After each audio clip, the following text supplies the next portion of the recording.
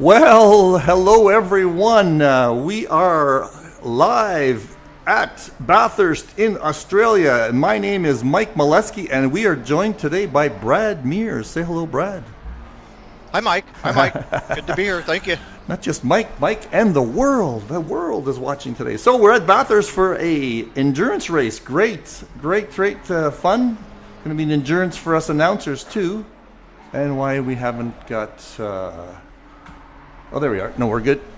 We're good. So we're live. Yeah, it's Bathurst Street. I'm going to go right in. We're going to be starting in about 5 or 8 minutes for the qualifications. I'm going to start right into a couple of graphics here to show you who the teams are. So there's the first one. There we go. So starting off with the Bird Brain Racing Crashaholics. That is going to be Derek Bird and Aaron Shannon in the Porsche. Of course, Brad, Derek's got to be driving a Porsche, right? Well, I don't know what else he would drive. So Yeah, are there any other cars out there for him? Yeah, I right. don't know. And next is the Scuderia T-Rex Racing Team. That is a single guy with Rogerio in the Ferrari 296. Team Oz is another single driver. That's good old Ollie Littner in his favorite McLaren, as usual. Next is a team, Resto Team. The Resto Car Team. I'm not quite sure what that means. I think Resto Car is the name of the freeway stops and gas stations in Europe. So that is Paul Noves and Paulo Alex. And I don't recognize Paulo. He has been racing with us a little bit recently. They're going to be in the Ferrari. Lots of Ferraris out there. And next is the M&S Racing Silver, and that is Michael McLennan and Ken Schmidt. In the Ford Mustang. We got a few Ford Mustangs. What do you think about that, Brad? Well, I think it's probably pretty common knowledge. A lot of people are going to be using them. I mean, the Mustang's out, and there's been some pretty good reviews out there. It's definitely competitive. So, yeah, makes sense. Yeah, no, it's going to be good. It's going to be good to see. I think there's 3 of them in the grid today. 13 so far. 13 guys are practicing. I think we can get up to 15 if somebody's joining late. Okay, let's continue on there. The Kelogem Racing Car and Human. I'm not sure what that means. That's Zolt Kiss from Hungary. And he's in the Ferrari also. Next, Sky 194 Motorsports. Steve Young, yeah, my favorite. He is in the Mustang today. That is interesting, Brad, isn't it? Yeah, I think a lot of drivers also, kind of not being an official race, really want to try some different machines out. It should be noted too, I think, Mike, that there are going to be some drivers out there going solo for this for the whole 2 hours. Yeah, we got 1, 2, 3, 4, 5, 6, 7, 8, 9, potentially 9. I think there's a couple of guys missing, but potentially 9. Okay, let's continue on with the teams here now. MNC Seniors WP range. I'm not sure what that WP range means. Oh, Wolfpack. That's what it means. Wolfpack. That is Chris Bourne and Mark Stevens in the McLaren 720S. Yeah, that's a good one. Next is the Flightless Bird, Kevin Torrance. He is going to be driving a Lexus RCF for the. That's a different one. I'm not sure. Has he been driving that one? I haven't noticed. I know there's been a few Lexuses lately in that in the off season, so it must have been Kevin. But that's interesting, isn't it? What if he knows? What if he knows something about this track that we don't? I think it's a lark, Mike. Honestly. Okay. It's fun. I think we're getting a little stale with ACC. Everybody's been doing the same thing for so long. Next is Precision Motor Racing, the Ford Mustang. With Chris Moses. There's something different. Max. Sure. Yeah. By the way, on the stream, if anybody's listening, tell us how our volumes are. Let's quickly go in there. No chat. No comments in the chat yet. So where was I? Max Racing. That is Merche Paunoff and Randy Zimmer. Oh, that's going to be an interesting team. And they're on the Ferrari 296. Next is the Atlantic Underdog. That is Willie Owens and the McLaren. Now, Willie's been talking a lot saying he's so slow, but I don't think he's that slow, do you? He's looking okay so far. Mike, we talk about the cars and who's in what and what's happening, but it doesn't really matter because the walls dictate most of what happens around here. That's a good point. That is a good point. Go ahead and take your Yugo out there, and if you stay off the walls, you have a chance to finish high up the order, right? Yeah, right. Second last, dead on turn one. There's an appropriate comment for that team name. That's Steve Howells in the Ford Mustang, another Ford Mustang. Last but not least is the Team Danny, which is Danny Britos in the McLaren 720. So that is our field today. Let me get rid of that off the screen now. And there we go. There we go. So yeah, there's going to be quality's going to start in a couple of minutes. Let me get up on my screen, something else up on the screen. Yeah, and as mentioned, Mike, I will have to take off, and No problem. you know, about halfway through. So sorry to leave you hanging there for about maybe the last half of the race, but there's nothing for it. No worries, no worries. Be easier for me to go for 2 hours if I can. It's an endurance for me too. I'll probably have to I can take a break in the middle and not get off the steering wheel, so that's good. But these guys are going to try it for 2 hours. Some of them have done it. It's not something new for them, but others, I think it's going to be their first time for a 2-hour race. I'm looking up at.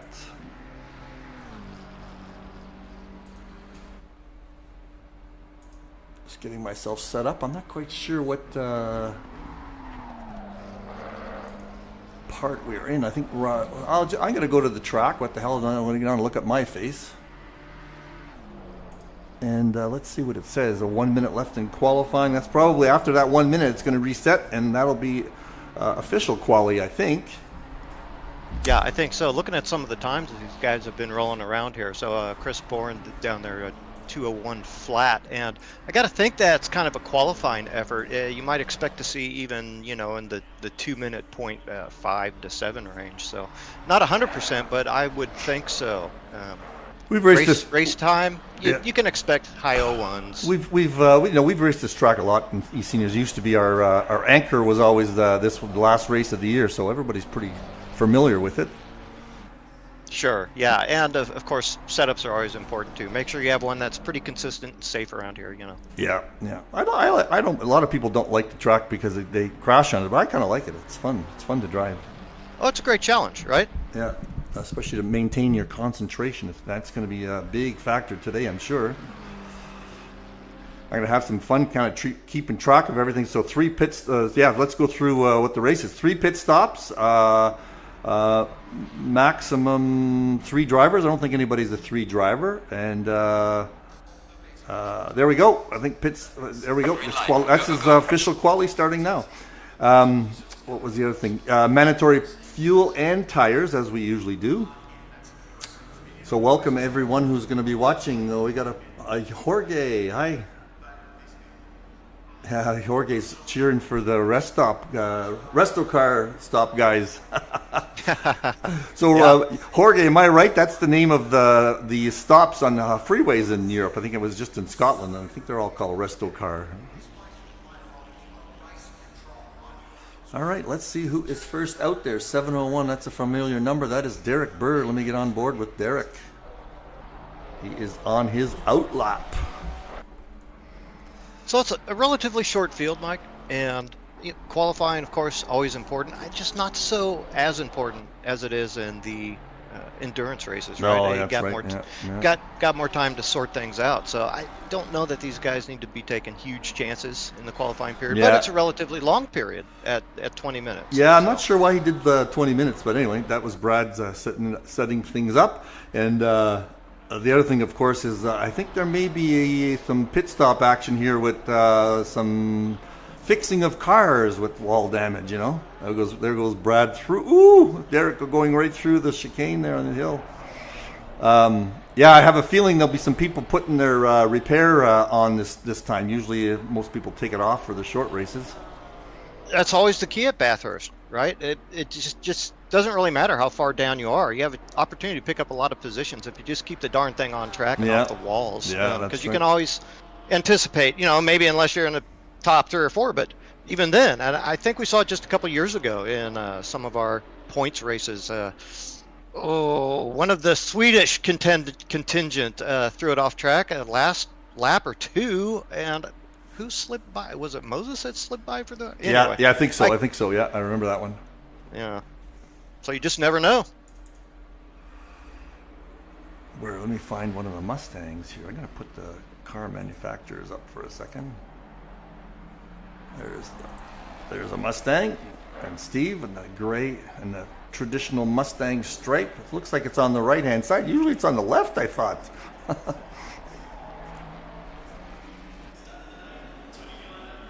Nobody has set a time just yet. Derek, for some reason, pulled off to the side. He was the first guy out. Steve is actually the first guy out now. So Steve, when he comes through the start-finish line, will be on his hot lap. So we'll stay on with him. So what have we got? Three Mustangs, 5 Ferraris, 3 McLarens, and the lone. Where is the Lexus? There's no Lexus up there. Didn't he not? Oh, no, a Porsche. What happened? May not have joined yet, or is not going to be able to make the race. That was Kevin Torrance. Yeah, no, he's not there. Not there today. Yeah, there's a couple missing. I'm not sure. There's Kevin's one. Not sure who the other one is. Yeah, it's gonna be fun. It's gonna be fun. I love endurance races. They're kind of neat. A little bit long for me to sit here at a microphone, mind you. Hey, Mr. Roberto Obando. What's up? Is a 2-hour race, buddy. He's on the chat line there. Yeah, too bad we don't see Mr. Obando out on track, but glad he stopped by for some of the racing action.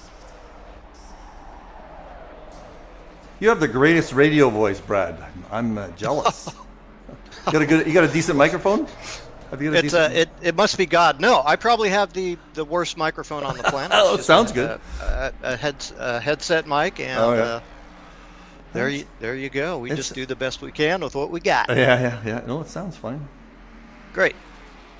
Yeah, so I was kind of thinking, Mike, as we start our qualifying laps here, I don't know how much time some of these guys have in the Mustang. Again, it might be kind of a lark. We've had our season. I don't know if a lot of guys are in different leagues and have had the opportunity to really shake it down the Mustang very much. So I wonder if for a lot of these guys, if it's just kind of a first-time deal and how much practice they've gotten in these Mustangs. So we'll see how they perform. Drivers, of course, make a big difference all the time, right? No matter the car. No. There's a couple of times Steve was the first guy. We missed that. Steve 201.9. That's not a bad time at all. But Howell's right behind him in the Ford. Sure, and of course, first laps, the times are going to be a little slower. They'll definitely be looking for better than that. Like I say, high 2 minutes, maybe mids even. Yeah. That Mustang has a nice. It's got a high top speed, I think, compared to others. But weird gearing. The guys were talking earlier there. The gearing's ratios are a little different. Okay. I haven't shaken out the car much myself, so I'm just not sure. Yeah. Like in the real car, I had a Mustang for a while, so it had some weird gearing. Like I had a manual, and 7th gear was super overdrive. I don't think I ever used it ever. And first gear is so short. Whew, in the real car. Interesting. Well, so it's not like my 85 5.0, huh? No. Well, I had a slightly different vehicle. Yeah, I had a 215 the first year, and it was a 3.0 also GT, so it was fun to drive. Yeah. And by the way, let's not mistake. They're actually 4.98s or whatever. Okay. Let's make sure we get that correct. Marketing, though, you know. Oh boy, look at that. Robert is Obando's trying to get on our good side. He's telling us we're very professional. That's okay. I'm still gonna rat you out when you make a bad move, Robert. Well, let's follow somebody else. Who's out there? I'm gonna put the gaps here for. Well, no, not everybody has their time. I'll give. Oh, Chris Moses just jumped onto podium. Just barely made it. Let's look at Sky 194's beautiful livery in that Mustang. He does a good job. He's always got the same livery, of course, because he's look at all that. All top three podium is all Mustangs right now. Interesting. Yeah. Yeah, very interesting. I wonder if there'll be some difference in this season number. What are we? 13 starts this week. I wonder if anybody's going to stick with the Mustang. Yeah, it's coming up pretty quick, and so I think you'll see a lot of guys start to rotate back into the deal. Summer can always limit the fields a little bit, but such big fields here, Mike. So yeah. It's a lot of fun. I'm going to put up the deltas now.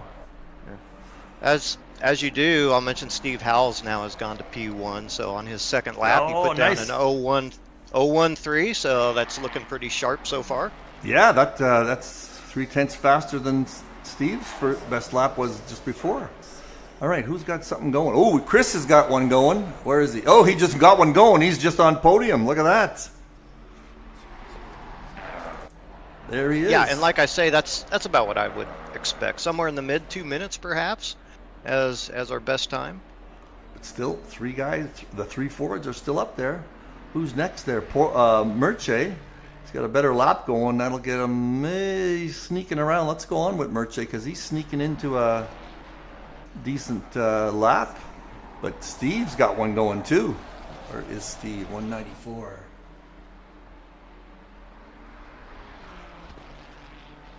Yeah, I tell you, Mike, one guy we haven't seen really set it maybe as good a time as we might expect is Chris Bourne. Chris Bourne's out there on track, and he should definitely be challenging for not only the race win with his team, if he's got a team, I'm not sure, but the pole position too. Oh, Steve lost some time there. He lost some time. But Merche, let's get on with Merche. He's got a great time going. Where's that going to get him? That might get him into second place close. Steve's, yeah, everybody on have been bettering their laps on this lap, Mike. There he goes. Merche's in third place. And Paulo has got a decent lap going. Where's that going to get him? He's going to be up there. He's coming around now to the start-finish line. Right there. There he goes into fourth place. Yeah. Tires are heating up. People are getting used to the track again. Chris has got a bit better time going in pole there. I think Chris Moses could drive the phone book and have a podium. Well, he might need to slap some four wheels on it, some racing slicks. Okay. But yeah. But then but our group has got some great competition at the top in gold category, don't they? That's been fun to watch. Yeah, absolutely. And there's a rumor that Chris Moses might be back for the upcoming season 13 here too. He took a bit of a break, but I think he might be back. So that will add to the field strength. A couple of people down at the bottom haven't posted a time there. Chris just put one in. Yeah, I'm kind of surprised that Chris is not up there. What is he up to here? There's Chris. Yeah, still enough time for him to lay down some laps, but I assume that he had some trouble. Who knows? Maybe he bended in the wall there once or twice. So now, does Chris normally drive a McLaren? I'm not sure if he does. Well, I'm sure that he's had experience. He's done with everything. It would surprise me if he didn't have at least baseline setups for all the cars here at Bathurst. So we've got lots of guys in the pits. Chris is still out there. Is he? Is he putting in a lap? There he is. Geez, that Mustang is interesting to see. Let's take a look at it, the way it looks there. That's his familiar orange colors. He never gets too fancy with his liveries, Chris does. No, but, it stands out. Let you know who's behind you. Yeah, well, I like the fact that people stick to at least their colors, so I can recognize them better on the track when you're broadcasting. Right, yeah. So Derek's got a decent time going. That won't get him into the next level up though. And Bird's got a decent time going. But again, that's not going to bump him up in the starting grid. But like you say, it doesn't really matter that much for an endurance race especially at Mount Panorama. Yeah, interesting you mentioned Derek Bird, because actually now that I look at it, that 0.35, I would expect him to be running a little bit faster than that in qualifying. So he may be running into some struggles out there too, lap traffic or something. We'll see. Let's just jump on with Derek because he's got a decent lap going. He's coming in. Okay, yeah, that's looking better. Sure, he can hold on to it. He might not get to 7th, but he's going to be a lot closer. No, he just didn't make it into 7th, but a lot closer. Really tight times there, though, from that P4 down to P8. So super close. One Canadian team, Richard McKay and who is it? Brian Banks, I think.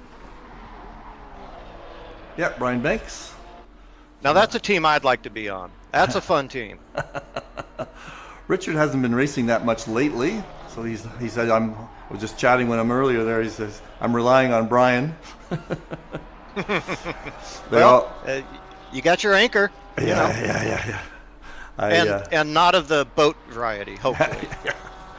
I was just saying we got to get together in my backyard. There's about 5 of us in Edmonton here, so Willie's got a good time going.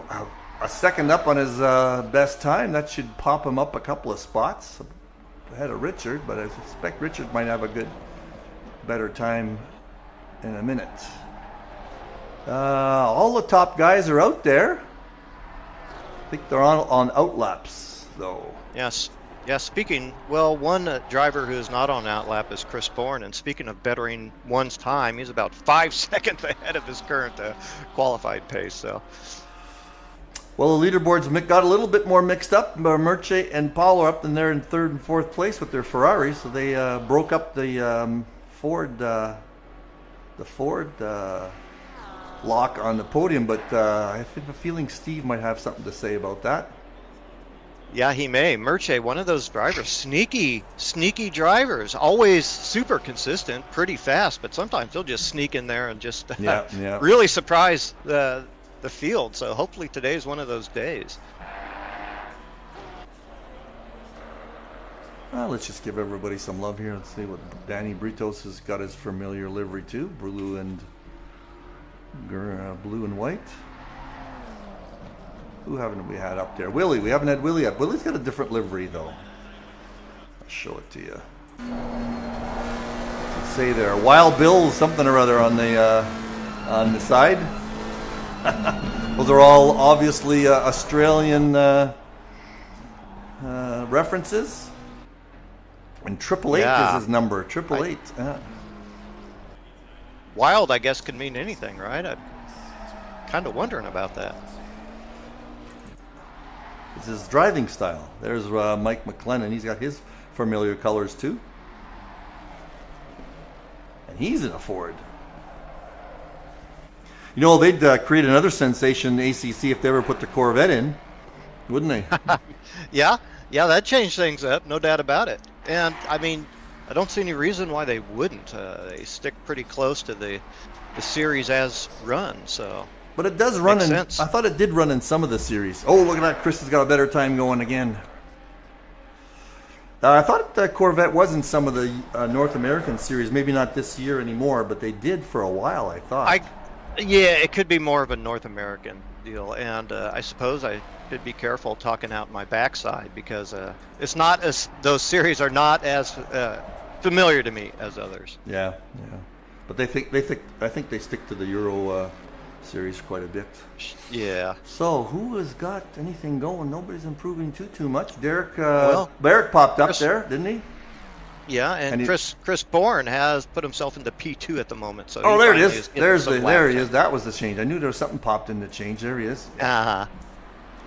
Maybe he was playing around with. He might have been playing around with some settings, huh? Yeah. Or he was running on the safe setting. We've had that happen before, right? Oh yeah, sure. Yeah. Well, interesting. Moses is in the pits, so it looks like he's not really going to be able to get out and get the tires warmed up enough, I don't think, on the last lap to put in. Well, he has come out. Yeah, he's come out. See if he gets the last lap in, but otherwise, he's not going to get those tires working well enough to better his time. So we'll see. Ooh, Chris Bourne. That's a bad place to stop on track. Yeah, it is. Yeah. There's Moses there, running into some traffic though. What was I going to say? He's got a 0.3 second lead, 0.3 of a second over Chris Bourne. Good to see Chris up there. Yep. Yeah, that tower's changed quite a bit over the time, hasn't it? Everybody's bouncing around a little bit. Looks like Michael McLennan's got a hot lap going. 0.5. That won't get him into 10th though. Yeah, as you watch that, I'm still looking at Steve Young here. He's another driver you might expect to be a little bit further up the grid. I mean, 6th, you know, but given the kind of compact field with only 13 drivers plus co-drivers, you might expect to see Steve up a little farther. Well, he's got a great lap going now. That'll get him into 4th. Okay, my math there is you correct. Go. I saw him going through those S's there, and he was kind of on and off the brakes a little bit. Oh, that's Chris Moses right behind him, by the way.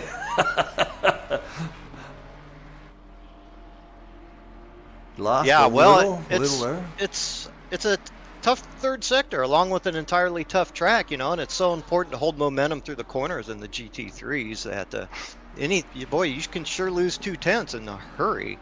Yeah, especially with this Mustang. It's a heavy car, and it feels heavy when you're driving it. Yeah. And it's got a massive front hood. It's just a different car altogether. Oh, he gained some time there.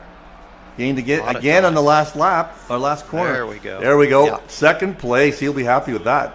He'll be really happy with that. Now Moses, they're going to have to go on with him there, because he's going to see that and go, ooh. He's only. Yeah, and go ahead. it looks like he's definitely going to be able to get in a couple laps, so Moses will get another chance here at a time. It's going to be one of these photo finishes or what? Oh, yeah, could be. 16/100s, not very much. Now I'm trying to think. I saw Steve. I saw a video. He was doing a video of his setup for the Mustang. So I think this might be one of his first races, because I know Frank Tennant. I don't know, Frank. Are you watching today? Let me go back to. I'm going to go back to the YouTube channel.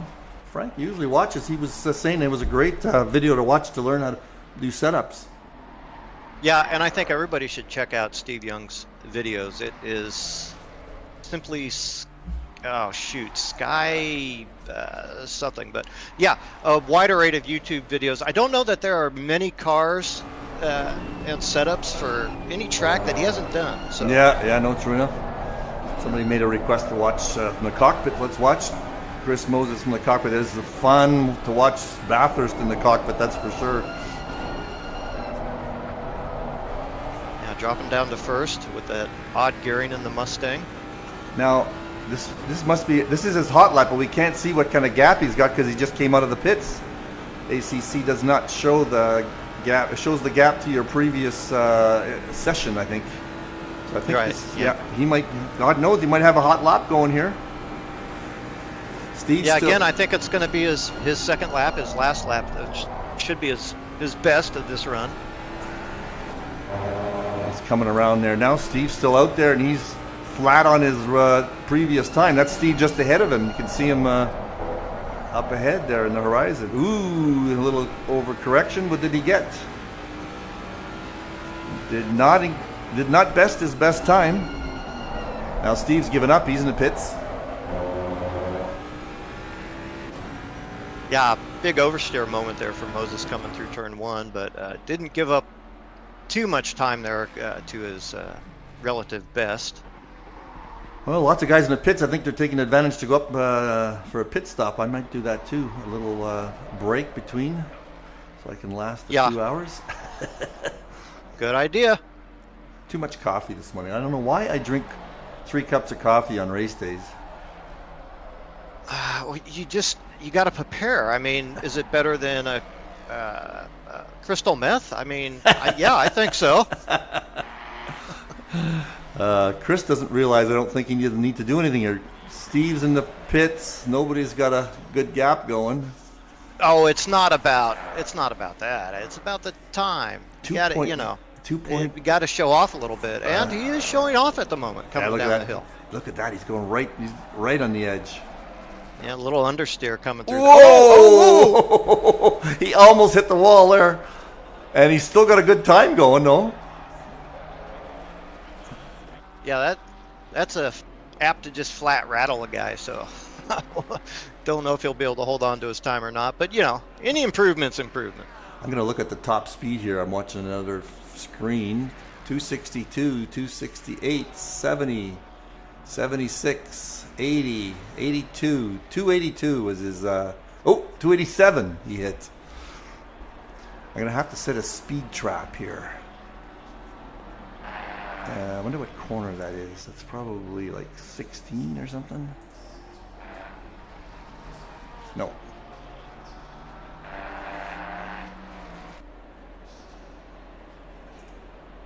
Yeah, I can do a speed trap on the system now, so that's a fun one to watch. Another couple of corners.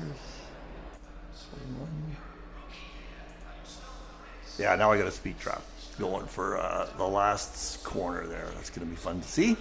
All right, everybody's in the pits. So that's our leaderboard, guys. I am going to just walk away, go up for a little bathroom break, and I will be right back. You can chat away if you like, Brad. Yeah, fair enough, Mike. So qualifying just wrapped up. Let's see, it looks like Chris Moses is going to take that pole position away from Steve Young, but Steve Young will be able to start on the front row as well. Chris Bourne put in a nice time, just a couple tenths off Chris Moses, so he's in there. Steve Howells, also good time. Low 01, 1.1. Merche comes in that 5th spot, but a little bit off the pace there in the qualifying session, it has to be said. So, but a good top 5, and again, Bathurst, well, you never know. The qualifying position is not always the necessarily the best position. It's all about the race pace and consistency that you can manage. So try that cautious aggressiveness around here is really going to play a big part. And let's not forget too that we have quite a few team drivers, right? So we have some singles out there. I think 3 or 4 or 5 singles, and then we're going to have a lot of teams out there. So driver changes going to be pretty important around here also, so we'll have to watch for that. A 2-hour race today. After our 20-minute qualifying session is wrapped up, we're going to get to that pretty quickly. I am back. Well, that was fast. Hold on. I'm a quick draw. Yeah. There we go. It looks a bit better. Yeah, 4 Mustangs. Yeah, 4 Mustangs ties our 4 Ferraris. Let me put that other than that, only one Porsche, some McLarens out there. There's our manufacturer list there. So the 3 Fords. I got Chris there in 3rd place. Just splits them up a little. Then 3 Ferraris. So interesting. Now let's just see. I'm going to take a quick peek here at who's driving on their own. Chris is on his own. Steve's on his own. Chris Bourne is part of a team. He's with Mark Stevens. So that's going to factor in, I think. Yeah, absolutely. And who knows what's going to... I mean, driver changes can always go a little wonky. And I think ACC itself sometimes will have some particulars, maybe mirrors not showing up, these types of things. There's little tricks that you can use to kind of get those things back in order. But yeah, they can be a little tricky. Howells is number 4. Howells is also by himself. And Merche is a team with Randy Zimmer. Ooh, that's an interesting team. Merche and Randy. Ooh, I like that one. I like that one too. Oh, let's do predictions then, buddy. What do you predict? Let me take a peek at the teams here. Who's Merche? Merche's with Randy Zimmer. Paulo. Okay, well, I'll give you a hint here. So before your prediction, we got Paulo Noves is with Paulo Alec. I don't think Paulo. Yeah, Paulo's here. Eh? No, that team is not in. Chris Bourne is with Mark Stevens. Michael McLennan is with Ken Schmidt.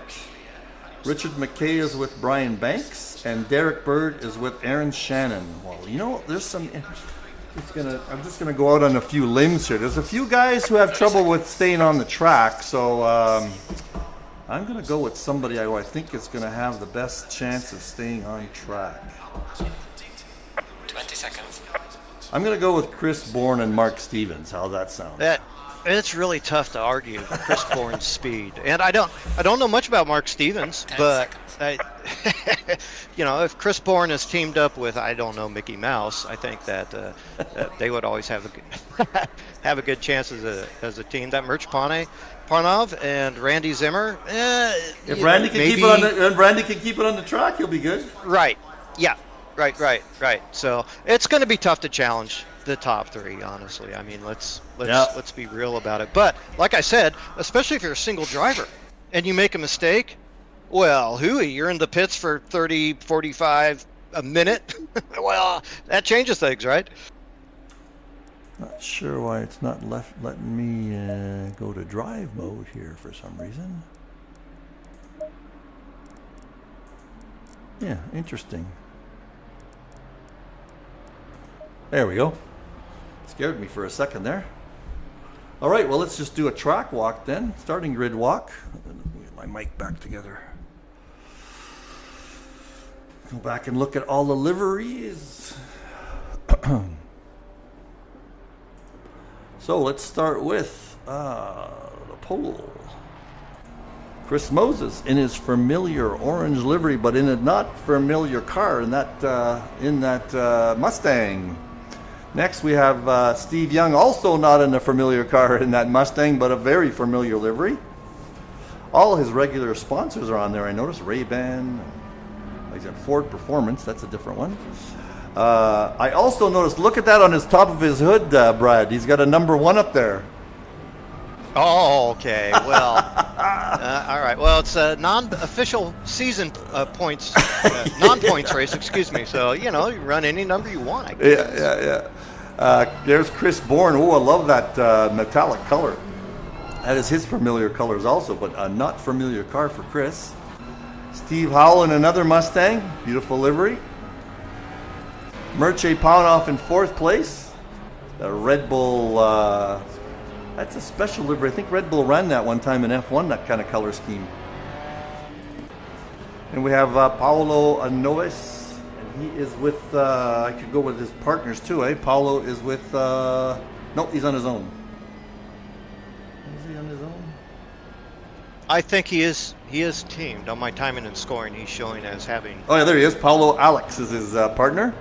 Not sure I know him. Zolt has got his familiar polka dot scheme going. And is it Pinkies or that's a drink on his back door. He's got a name that's a famous drink in Hungary. Next is Derek Bird in his familiar Porsche and his familiar livery. And Derek is paired up with Aaron Shannon. Next is, who are we on here? Michael McLennan, that's his familiar colors, and Michael is paired up with Ken Schmidt. Rogerio Santos in the Ferrari. That is a new livery that I haven't seen. And Rogerio is on his own, I believe. Yep, he's on his own. Daniel Britos, he is also on his own. Willie Owens is in a new livery for him. Last but not least, there's the Canadian team, and that is Richard McKay's car, and that's his Coca-Cola livery. He said he was inspired by my 7-Up one of a few years ago in the Ferrari to get that Coca-Cola one going. All right, nice. So where are we? We're getting close to getting side by side. Getting close to start time. Let me get my tower going here.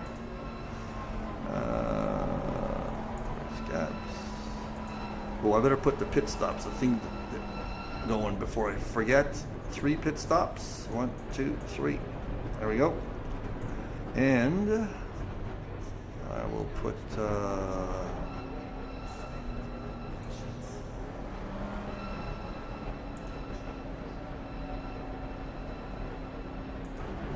gaps just yet. I'm going to put position delta first, and then race gaps second. Okay, so we're all set up, getting close. Let me get the helicam here. There we go. We're very close to green light. Anticipation. There we go. There we go. Green light, green light. And I think everybody in endurance racing should just stick to their regular spots. It's got nothing to do with the first lap, does it? Let's just see behind. Oh, there's a couple of side-by-sides there. Yeah, I think they listened to you, at least through the first corner here, so it looks like they might get sorted out pretty well here early.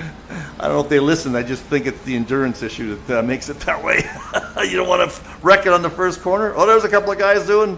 That's McClellan behind Derek. He thought the better of it. Let's see how Chris does going up the mountain.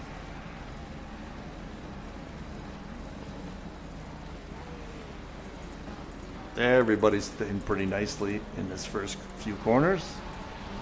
The helicam doesn't do a very good job of the top of the hill. You get behind trees. But they're up to racing speed now. Yeah, Moses did jump out in front, so he's going to be happy about that. He doesn't have to worry about any side-by-side with Steve Young, letting others come in early. Ooh, Daniel Britos almost threw it off track there. So, Good. yeah, good start for the field. So far, everybody's minding their P's and Q's, as it were, and they can settle into their race. And you do have to be careful with that first lap going through those at the top of the hill because your tires aren't fully warmed up, and that is a nasty spot. As Chris is take a peek on this straightaway on Conroyd Straight. Let's see how these two cars do at top speeds.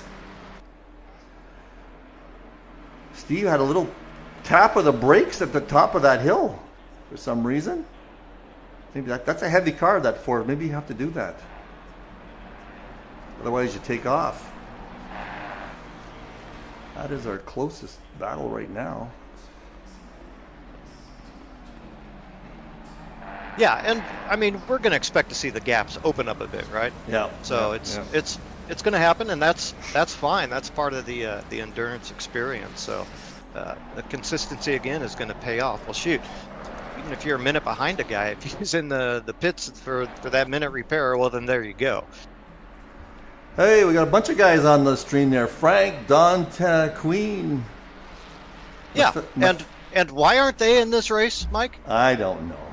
Frank has some obviously has some issues, but well, Don hasn't raced with us in a while. Don, you got to get back once in a while, even if you come on fun races during the week. Agreed. I'm doing Don. You're a North American guy. I'm doing that Tuesday night race this season just for the North American guys, so you might want to join us then. Yeah, and my apologies to Frank. I did know that there were some issues holding him back, so I hope you get well and they aren't too bad for you there, Frank. Derek Bird's got a little. Oh, he was closed the gap a little bit on Zolt.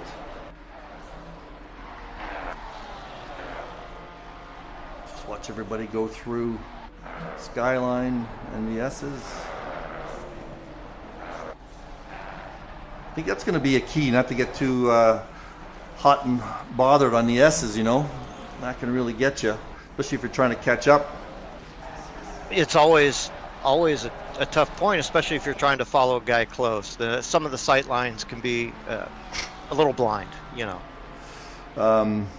Nobody, look at that. Nobody's changed positions from the qualification. I'll do something different up there now. Yeah, so once the tires get warmed up here, we're going to get a chance to see what kind of times are going to be. Oop. McLennan took a little look. Sorry. He took a little look. He's harassing Derek. Not too many people drive the Porsche anymore. Derek's the last holdout. It's a good car. I don't really see why not. Of course, you have to keep the rear tires in check a bit. That's what he was saying. Yeah. Yeah. Go ahead. Other than that, it's a great all-rounder. It's going to perform well everywhere. It's going to give up a little bit of ground here on these very long straights, but other than that, yeah, Derek, I'd take it. Derek, the last race, was saying his tires were going. You know, somebody was catching up to him in the last race I broadcast, and when I talked to him in the interview, he said, "Yeah, my tires were gone." Howells is right up on somebody. He's right up on Chris Bourne. Yeah, he took a look on the outside there going into two. Tough place to make the pass, but he's showing his nose, trying to put a little bit of pressure on him. I love the sound of that Mustang engine, eh? Oh yeah, it sounds great. Obviously, they did a great job with the audio. So some good times here early. 01 highs there, Moses and Steve Young. Steve Young just slightly easing out to Chris Moses there for the best time so far, but still pretty good times this early in the race. So it's not like they aren't pushing. Oh, something happened here. We had some accidents. Oh boy, here we go. I'm gonna get the helicam. This is not good. Let me find a better. So we're on with Mike McLennan, who got involved somehow with an incident. Maybe somebody ahead of him. This is replay mode, by the way. Get back to that. It's going to happen a little bit in a second or two.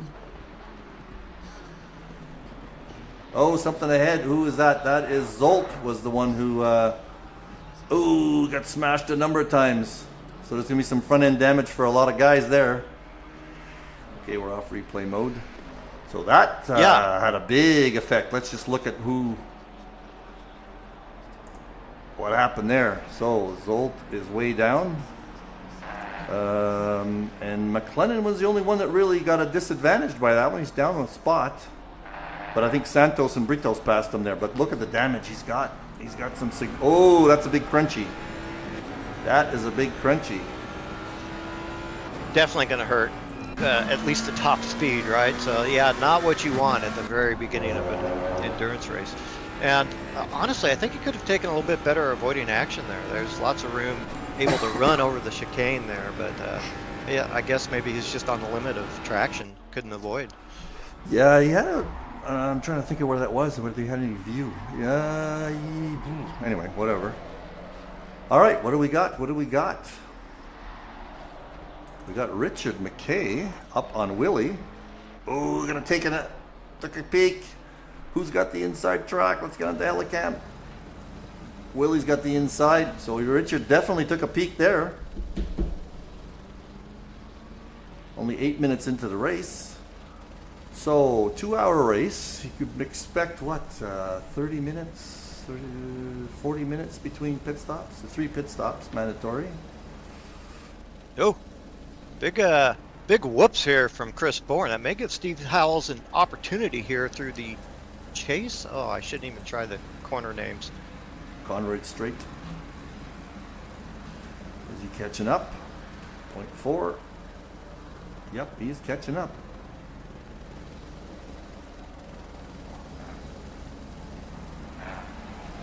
Yeah, and looking at bit wide. Steve's right up there. Always taking a peek on the inside. Not going to happen though.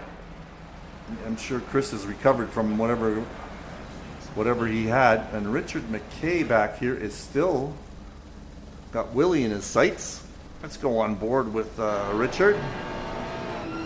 Oh, big mistake from Steve Howells behind there, fourth of Chris Bourne, and he's going to have to make up some ground if he wants to re-engage that battle. In fact, now Merche is closed up ground on fourth place. Both of them. Oh. Here comes Richard trying to make a pass. Not going to happen. No, sir. Let's take a look at Steve here and these 3 guys. Yeah, he's behind him right there. Yeah, so those guys have caught up. That is going to be some good stuff. Let's see who's got the time. Looking at their best times, Steve still has way better times than those other guys by almost a full second, so he should be able to pull away again. Hit that curb. Ooh, went wide on the outside of that curb. Curve, I should say. Let's just go back over the top, see where we are. There's Chris Moses. Let me get a better screen here. There's Chris Moses, and he's got a mirror full of Steve Young, who's only a second behind. So that's a great race there for the top spot. Yeah, Chris has not been able to pull away from Steve, which is kind of a hallmark of Steve. He really likes a rabbit out front to chase, and generally he'll latch his jaws onto that sucker and just not let go. Chris Bourne, you know, Mike, I've been watching Chris Bourne here a little bit on board, and he's struggling a little bit in the McLaren. I wonder if what you said about him not having a lot of seat time in the McLaren is maybe true. I'm not sure. And he remember he didn't have very good times at the beginning of his qualifications. I'm wondering if his setups were he had to play with his setups a bit and didn't have much time to set something up. Yeah, this is going to be good. Only a second between these 2 guys. It's going to be fun to watch. So there's these 2 guys. Let's look at Chris. I'm just going to go through the whole field here. There's Chris. He is 3 seconds up on Steve Howells. There is Steve. Get the right camera angle here. Whoa, who's that behind him? That is Merche. He had a bit of a wiggle there, and so that means Paolo right here has caught up with him. Let's just follow this one for a bit. That was a bit of a wiggle on that last corner from Merche. As you do watch that, I should point out the battle here between Willie Owens and McKay. They are still nose to tail here. Looks like McKay passed him. Yeah, Yeah, just got past there in the final corner. I'm going to go back 30 seconds and watch that, because that was a long-standing one. There, we're in replay mode. Willie hit the curb pretty hard there. Oh yeah, he's right behind him, huh? Gonna try it on the outside. Side by side. Oh, Willie backed off. Willie backed off. Huh. He knows how to run Bathurst. Yeah. Go back up here. Oh, I gotta get out of replay mode now. Actually, I'm still in replay mode. Now we're back live. So where was I? Merche? Yeah. So Merche pulled out a little bit ahead. I'm trying to look at his best times compared to Paulo. They're neck and neck in best times. So that's going to be one to watch. And there's Paulo there and that Ferrari. There's Derek Bird. So you're hanging in there by himself a little bit. Rogerio. Daniel Britos. These guys are all separated by significant times. Oh, wait a sec. What is that? Who's that right behind them?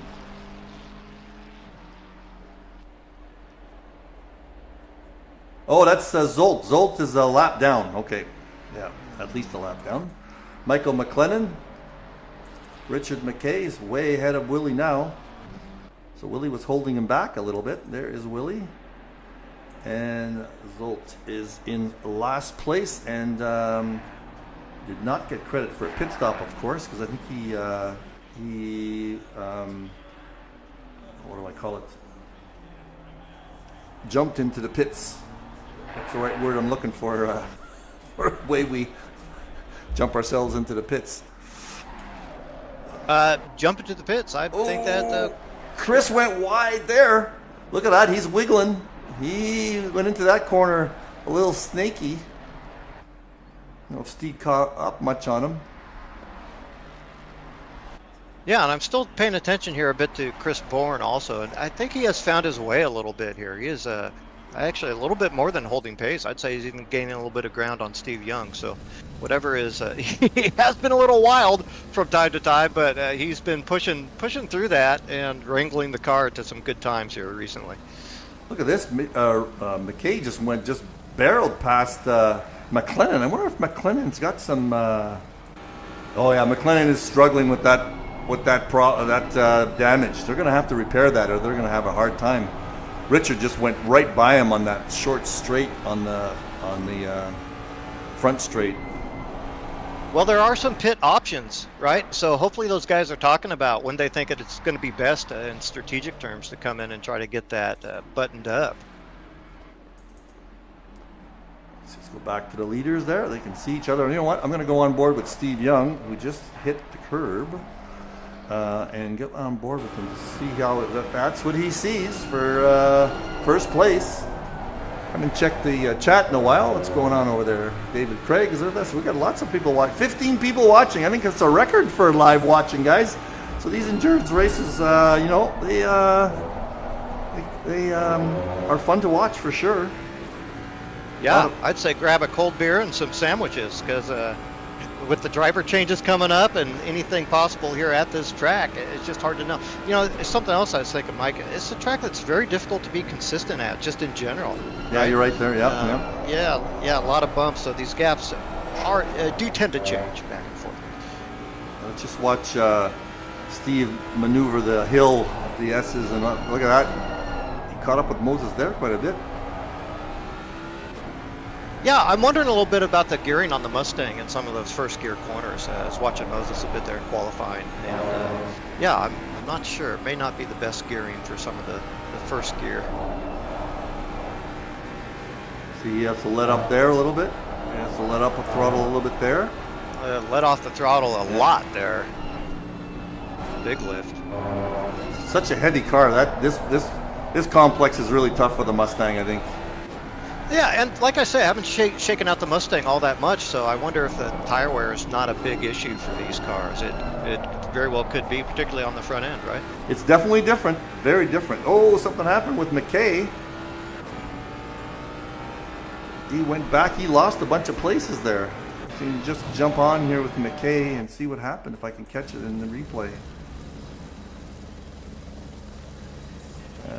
Not sure who he's following there. He was right up on McLennan a minute ago. Got back 30 seconds to see if we can see something happening. He was challenging. I think that is Britos. No, we're not going to catch what happened to him. He's back trailing Willie. So something definitely happened. He'd lost a bunch of spots there.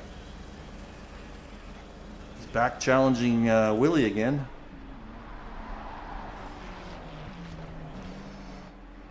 Stick with this for a little bit. Yeah, he was right up on. Yeah, he had passed McLennan too. So yeah, something definitely happened to Richard. Let's see if he's got any damage.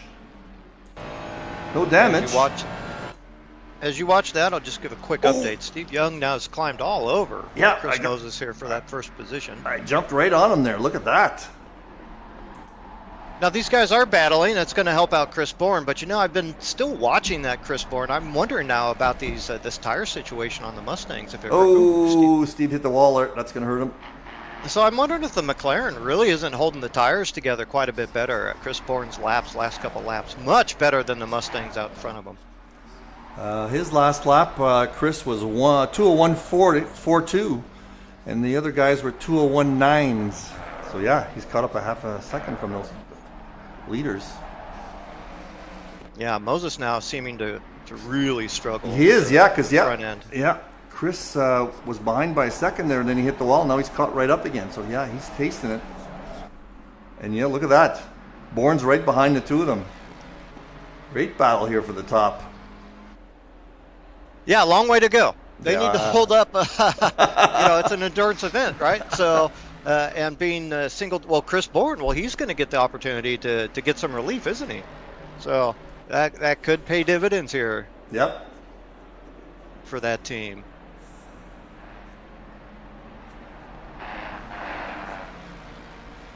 Some people said, why are we letting single guys drive instead of team? That's not exactly in the spirit of endurance, but it's just to keep the field large. If people want to drive on their own, that's fine.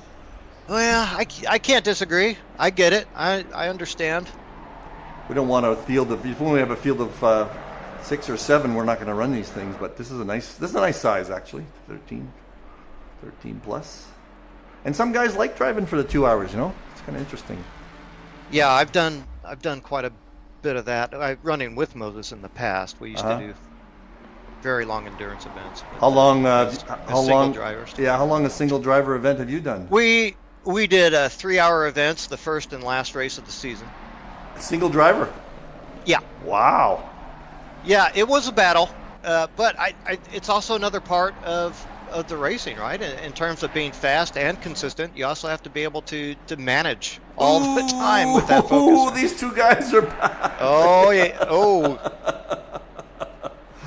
Willie didn't back off that time on that same corner.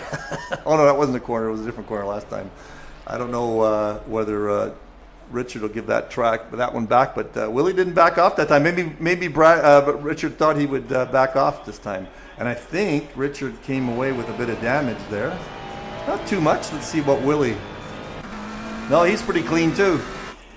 All right, let's get back up here with Steve and Chris. Yeah, it looks like the competitiveness is jumping in here instead of the endurance, huh? Well, if you're it just takes over, Mike. You know how it is. Yeah, I do know how it is. Now we're 20 minutes in. Hey, we got Jonathan on board now too on the stream. Nice. Lots of guys. Last lap, Chris Moses of 0.26. So struggling at the moment. Yeah, and Steve's was 2:18, but he was following him, so he might have been able to do better. That's probably why Steve is challenging here, because if he can get ahead, he can possibly gain some yards on him, huh? Well, it's always sometimes, for a lot of drivers, me for instance, it is a lot easier to chase sometimes when you get out front and that change of perspective happens. It's like, oh wait, now how do I drive again? Especially when you've been behind a guy for a long time. Yeah. So it takes a couple laps sometimes to really kind of refocus and make sure you're hitting your lines. These two have been very close together too, Paulo and Merche. And these are these two teams. These are teams, so they're going to have relief. They're going to have relief. So we're 22 minutes in. Probably the 40-minute mark is when people are going to start thinking about pit stops, huh?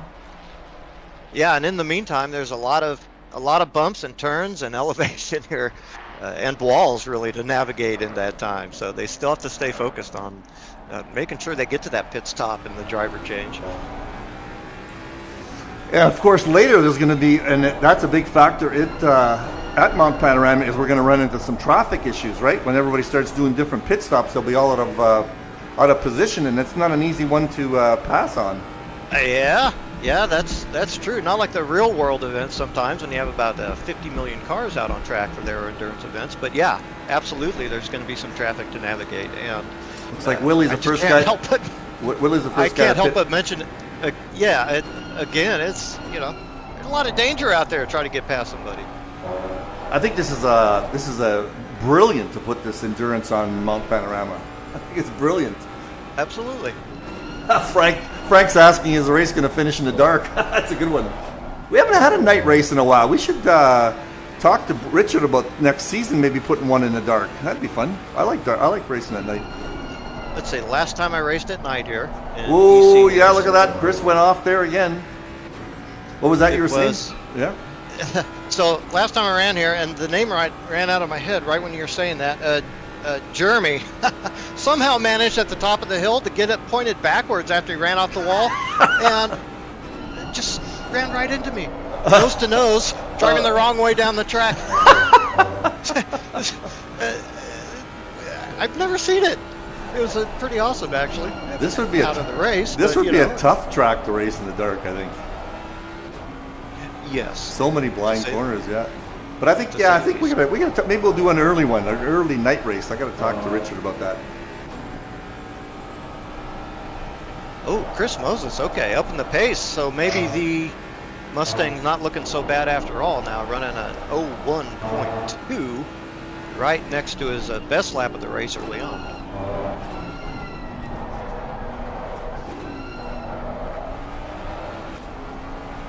Looking at some speed trap times here. Who has got the fastest speed in the trap, which is at the end of that Connors Straight?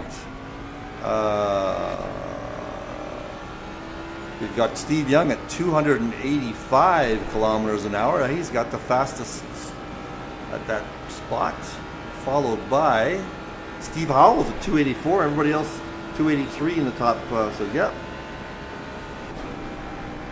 Take a look at you're right about that battle over 6 also, that 5th, excuse me, with the Merche and Paulo. They are still nose to tail, so, and running they're running nose to tail, so of course they're running similar times, but you know what, I was just looking there. Paulo has a little bit better speed in that speed trap, just where they just went by there. That's my speed trap. Yeah, maybe a bit of a tow helping out there from Merche in front, of course, both in the Ferrari.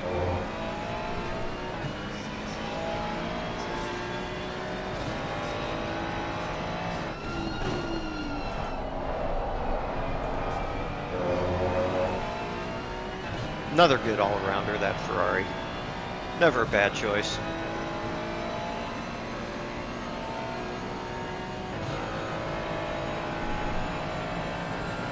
So, gaps stabilized at the front. Great battle here for 4th, as well as for the lead still going on. Further back, some gaps are opening up, but a driver change will factor big to the overall story and pit stops in general. Steve's in the pits there now. Ooh, that was a little bit of a close. I'm looking at people's maximum speeds. There's a significant difference. Danny Britos in his McLaren, his top speed in that speed trap was only 276, so that's like a 10-kilometer difference. That's per hour difference. That's huge. That's huge.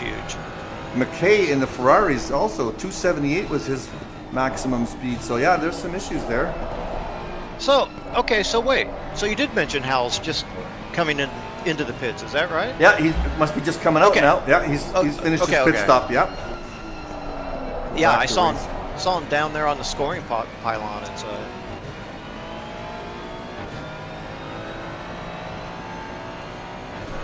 Yeah, so things are going to start flipping up a little bit now.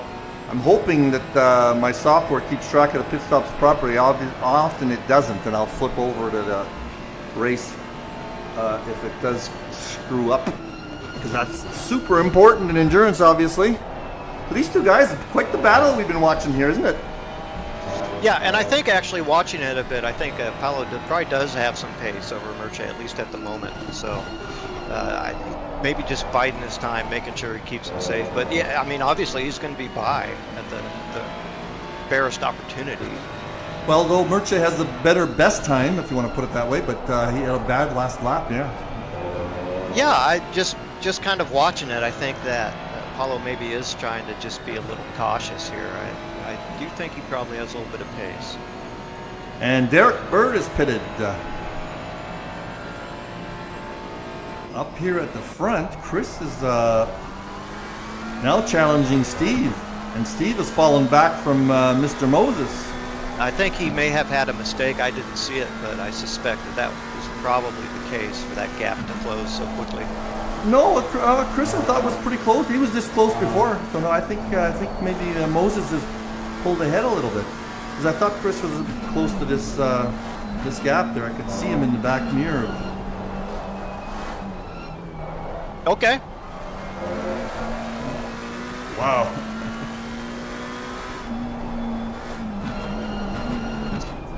Yeah, and I think looking at the times now, I could be flat wrong about the Mustang really having the more tire wear than the McLaren behind, because those guys are really stabilized their laps here, the last few laps.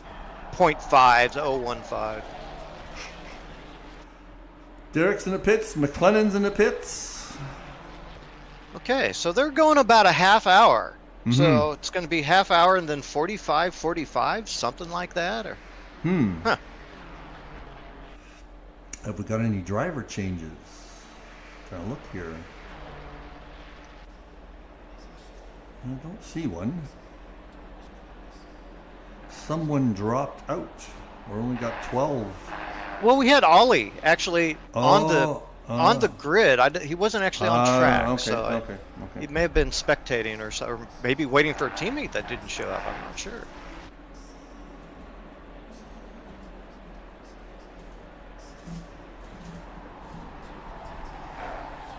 18 watching now. Holy smokes! I'm feeling the pressure. Well, why wouldn't you? I mean, what else is there to watch if not eSeniors Endurance? I mean, come on. And Chris Moses is in the pits. So now I'm going to go on with Steve Young, and we're going to see where Chris comes out. We'll flip between Chris and I always like it when guys that are really close together have a pit stop. So Chris was ahead by a couple of seconds, wasn't he, when he left? A little bit more over Steve Howells than that, but yeah, I mean, relatively close for sure. I just put up the stopped time for. Well, Chris must be out already. Larry's out already. Okay. Well, watch when Steve goes into the pits and see where he comes out with respect to Chris Moses. That's the one that's going to be fun to watch. It is kind of an awkward setup. 3 stops over the course of 2 hours. It's a little hard to break that up, kind of evenly. So, but I'm a little surprised that guys wouldn't go a little farther on the first stint to give a little bit more options, later on. Especially the guys who are singles, Yeah. Race decision, maybe. Yeah, it could be, and who knows? Maybe some pressures aren't quite working out for him on track. They want to get some pressure changes. All right, Steve Young's in. Let's just follow Steve coming into the pits there now. We'll make sure we watch it at him coming out. So he ran only about a lap, and who's that right behind him? That is Chris Bourne went right behind him. So that's also one to watch. Maybe we'll watch this one right through. Nah, we don't want to watch it for 30 seconds. Yeah, not a bad idea. I think tires do play a pretty big role around here, and I think having an extra lap for Moses there, having him a little bit more worked in, could help. Paulo, who was behind his partner there, he jumped in too, so he's trying the undercut maybe. With Chris will be the first one out because he was the first one in.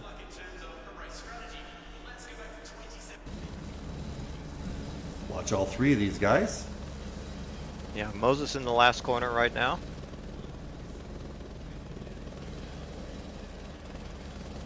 Steve just dropping off the jacks. I wonder if that was a slow stop, Mike. We'll see, because it's going to show us in a second. There's Steve. Where is he coming out with respect to Chris? Yeah, pretty close. Pretty close. 59. That was a pretty fast one. 59 half, 59.5. Yeah. So he got 60.5. So they're about exactly the same 2 times as they had. And yeah, nothing wrong with that. And Chris Bourne as well. So that battle is rejoined. Well, there it is. Chris Bourne actually had a better stop time, 59.5. That's a whole second from Steve, but he didn't seem to come out any closer or further. Maybe they had a different entry. That time that shows, I think, is from time you hit the pit lines, pit entry and pit exit lines. It is a pretty easy pit entry here in that you can be pretty consistent at it.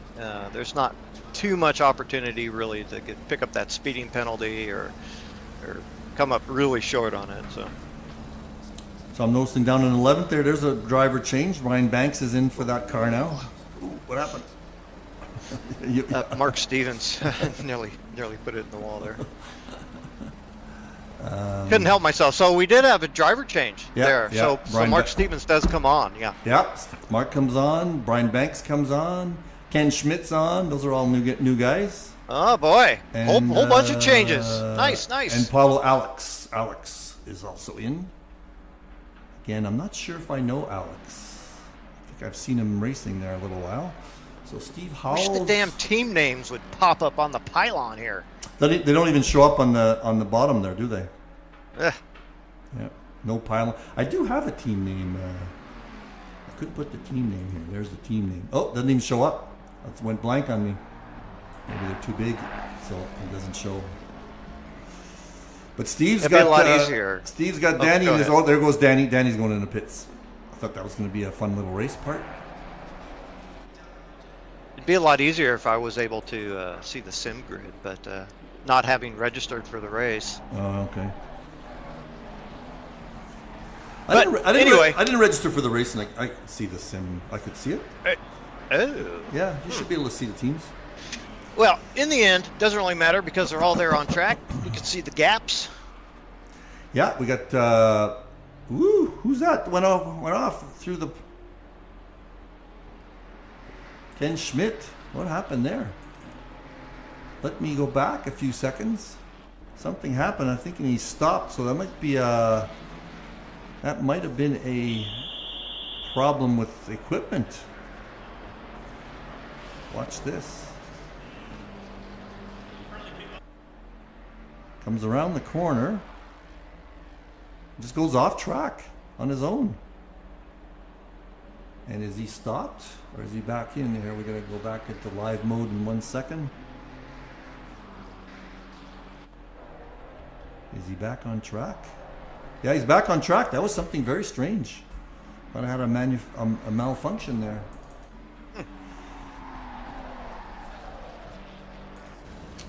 So here's a bit of a battle. I postulated that. No, go ahead. I postulated that Chris Moses tires could help him out a little bit, have him come out a lap ahead of Steve Young. But you know what? That hasn't been the case. Steve Young is held right in there with Moses. So the only guy who has not pitted is Murche. This is our closest battle right now. With Brian. Oop, that's not what I want to see. Brian and Willie Owens again. Yeah, and of course we are going to have to watch that Murche pit stop because he was in that very tight battle there in the first stint. Whoa, Brian tried something on that corner. Is very easy to overspeed on it, isn't it? Yeah, actually I might not have been on the same view there, Mike. So I'm not sure. Not sure where exactly you were at. That's that sharp left-hander after the big long straight. If you go into that one too hot, you'll make the second part of that little chicane, the left-hander and then the right-hander. You have to be so patient on the entry into that. It's such a time crusher if you don't get the right-hander set up correctly for the right-hander. Yeah, so Brian lost it all right there. So Merche is, he's running a longer stint, 7 minutes. He is, and as I watch the scoring pile on here, I see Mark Stevens has fallen a little bit off the pace. Chris Bourne's counterpart, of course, so a little bit off the pace, but hanging in and running very smooth laps at the moment.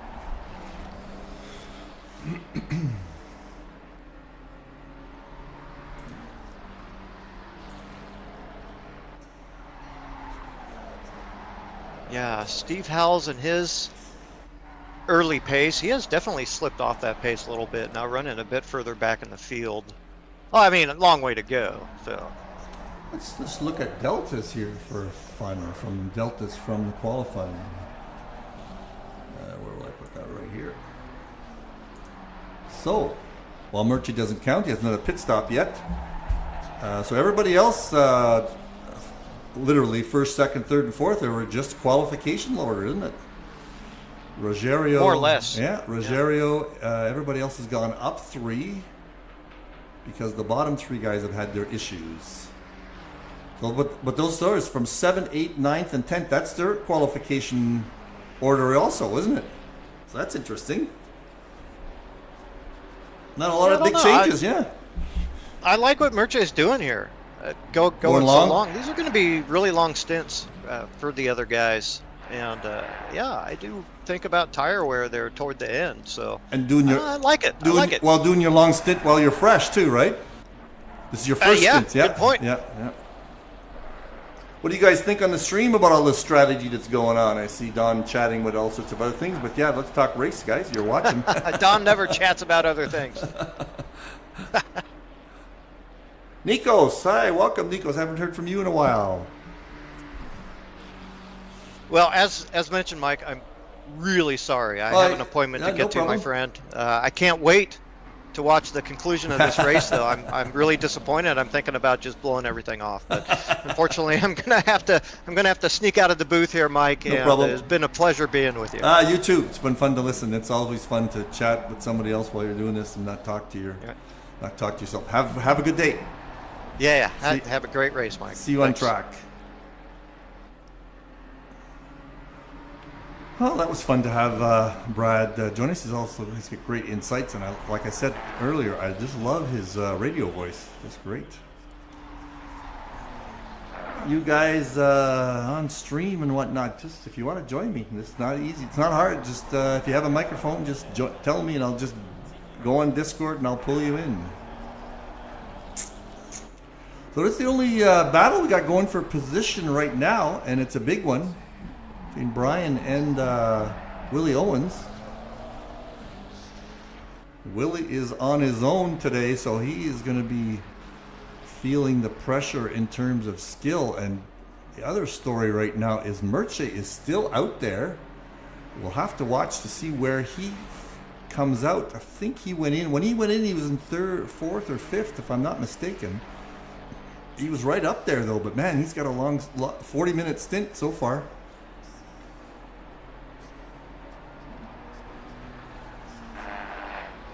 Yeah, you're right. 4 30-minute stints. You're right, Don. I was trying to divide by 3. That doesn't make sense. So Merche.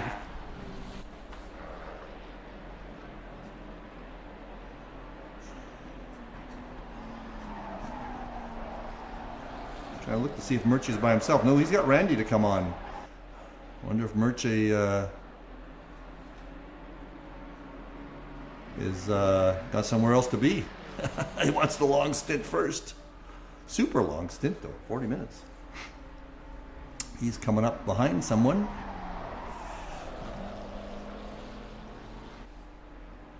see who that is ahead of him. That is Willie.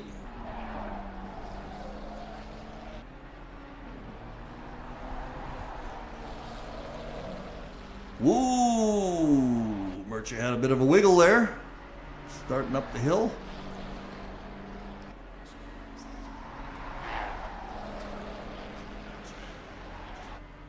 Just stay on board with these two.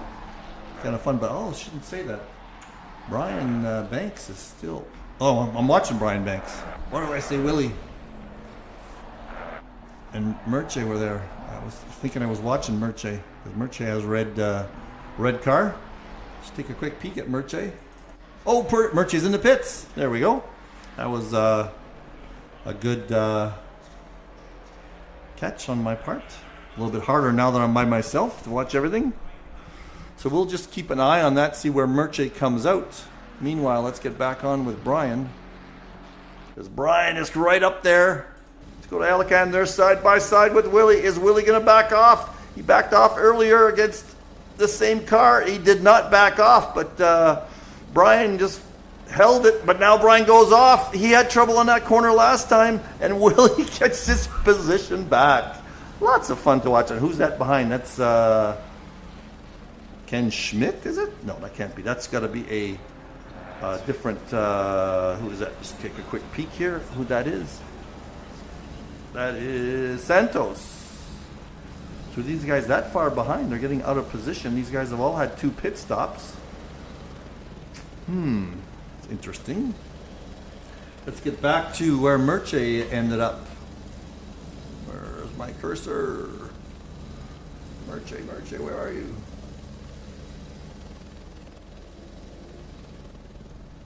Oops, what happened there?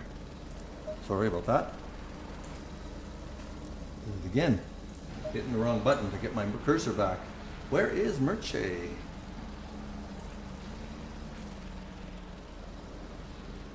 I can't see him on my board. He didn't drop out, did he? I think Murchie, no. Oh, they changed the driver. I'm looking for the wrong guy. Murchie is on with Randy. So Randy must be out there somewhere. Where did Randy come out? There he goes, right there. Randy came out in 6th place, quite a ways behind Alex Paulo. And Santos was a lot closer to Mr. Alex before. So that is a big change over the pit stops there. I believe I remember Alex and Santos being a lot closer together, and I believe Randy Zimmer and Murchie were in 5th place before, so that's a big change. But we're on board here with the battle of the hour, or the battle of the minute, is Brian and Willie, so they're just hammering each other here. But look up on the top, Steve Young is caught up to Chris Moses, because Steve Young has put in the fastest time. He's got a 2-second flat, 2:00.95. So we're going to keep an eye on that, but we can stick with this little battle. But big news there is Chris Moses and Steve Young are neck and neck again. Yeah, thanks, Don. It is Zimmer. All right, Brian fell behind a little bit there on that corner, but let's go to Steve. Look at this. Look at this. Let's go in the cockpit, see what he can see. He can taste it now. The 2 Mustangs battling it out. He knows he's a lot closer than he has been in a while. Now I wonder if, let's just watch for a while to see if Chris just had a few bad laps. Let me take a look at his last lap. 2:01.75 for Moses. That's not that bad. But Steve Young's last lap was 2 seconds flat, 0.9. Well, I guess Chris was half a second off his best lap pace, so might have had some problems. And he's got some traffic coming up ahead. Just take a look at who that is. There's Chris, and that is Zolt. So there's a bit of traffic going to play a part here. Excuse me.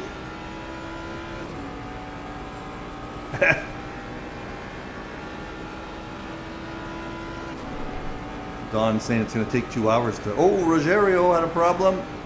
He went off for a second. Let's just go back and see what that was. Oh, he was off. I'm stuck on the replay here. I'm on with Rogerio.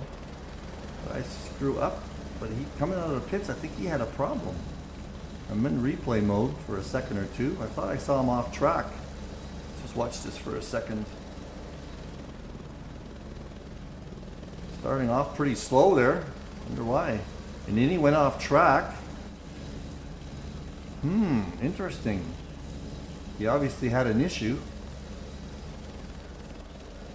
And now he is, that looks like a technical issue for sure. I'm back in live action. He's still sitting there. Okay, well, we'll just keep an eye on that. Where is Brian? See, he's still sitting there. That's got to be a technical issue. Where is Steve Young? Steve Young is...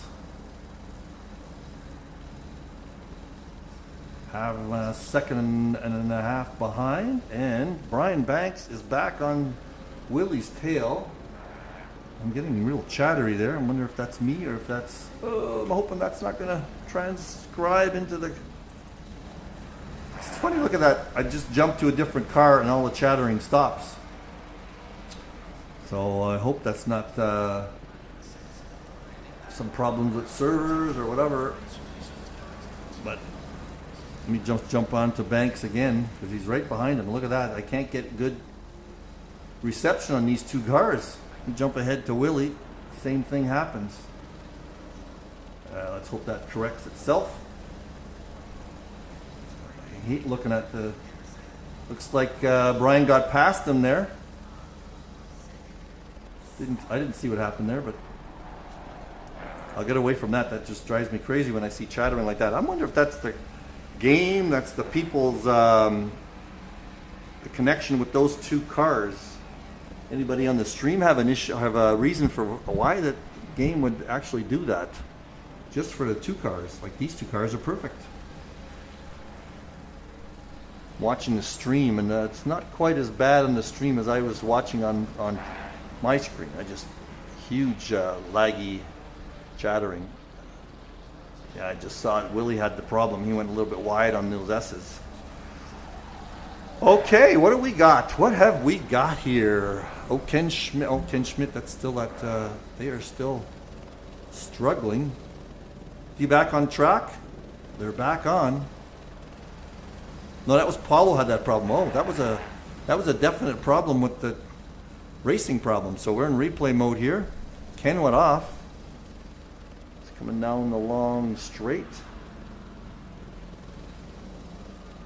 Had trouble right at that high. Whoa, just a snap. Ooh, that was a weird snap he had. Rear wheel wise. I don't think he should have been at full throttle all the way through, but that was a huge snap he had there. He's back on track. Okay, we're back live, and we're back live because Steve Howells here has caught up with Mark Stevens. I didn't think that gap was very close. I wonder if Stevens had a problem. Use the rear wing on Chris so we can see Steve catching him. Okay. On Chris. Oh, I see what you mean, on Chris Moses. Yeah, okay, I'll do that at some point. Maybe I'll try that right here with Mark Stevens. Haven't used the rear wing in a long time. Yeah, it's good point, Frank. I love the angle. Looks very professional, like the TV cameras too, doesn't it? I'll watch this one for a bit, and then I'll go on board with Chris. What I noticed about this camera angle, though, Frank, it's like a wide angle, and even see that's 1.3 seconds, and he looks so far behind. Let me jump on with Chris Moses there. Oh, that looks a lot closer. Seems to me it looks further back than it really is. It's making me dizzy going through this hill with them. Watch, here we go along getting into the S's.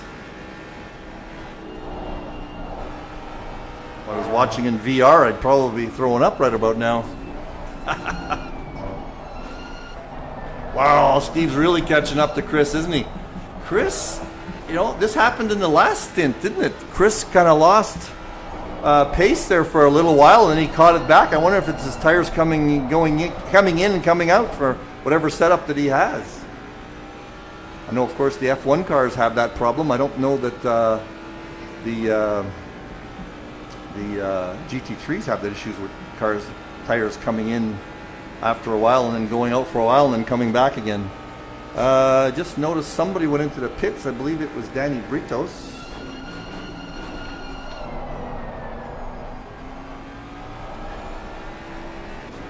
Just looking to see if Danny is on his own.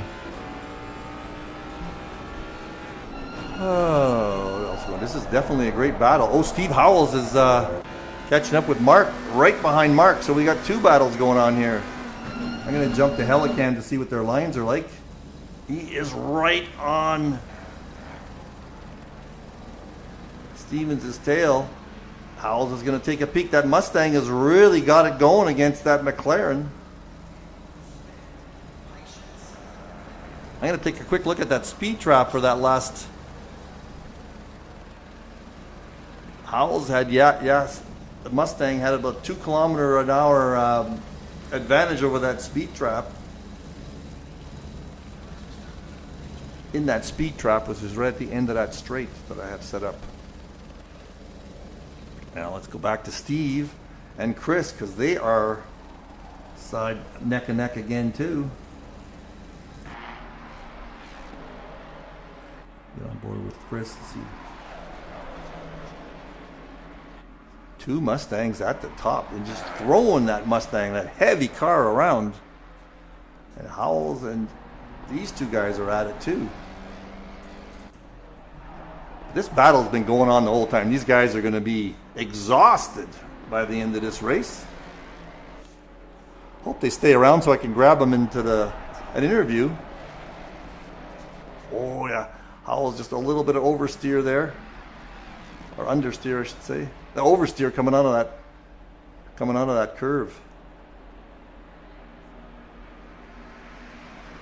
You guys like that view, do you? So let's go back and try that rear wing view. Got both this one going and Stevens, and there's another Mustang going there.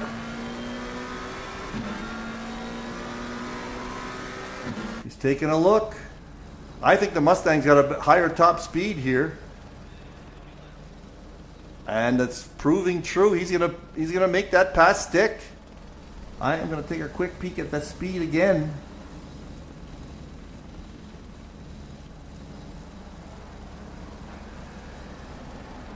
Wow, that didn't look right. That speed trap did not look right. It showed like a 20 km/h difference. That was not 20 km/h. But anyway, yeah, Howells got past Stevens. That's a big change. And up front, it's still going on. It's still going on. I'll give you the wing view again. Just look at the way these guys throw that Mustang around these corners with curbs and whatnot. This is a hell of a battle for any race to have it happen in an endurance race. Crazy, crazy, crazy.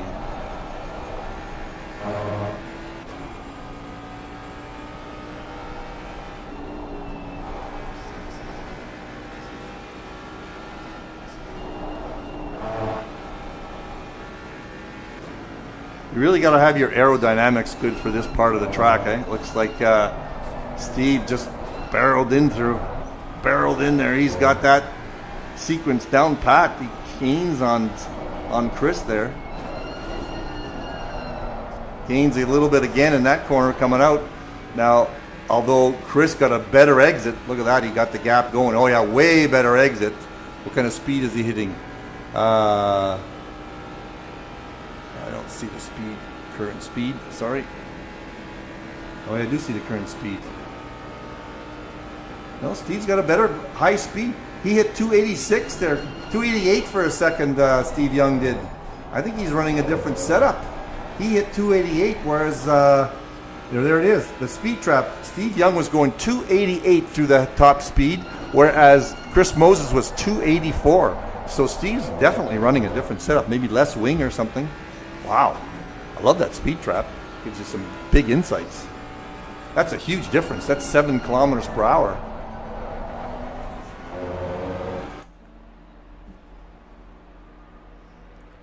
So Chris definitely has some issues at certain parts of his stints, doesn't he? There's a few guys have got their second pit stops in.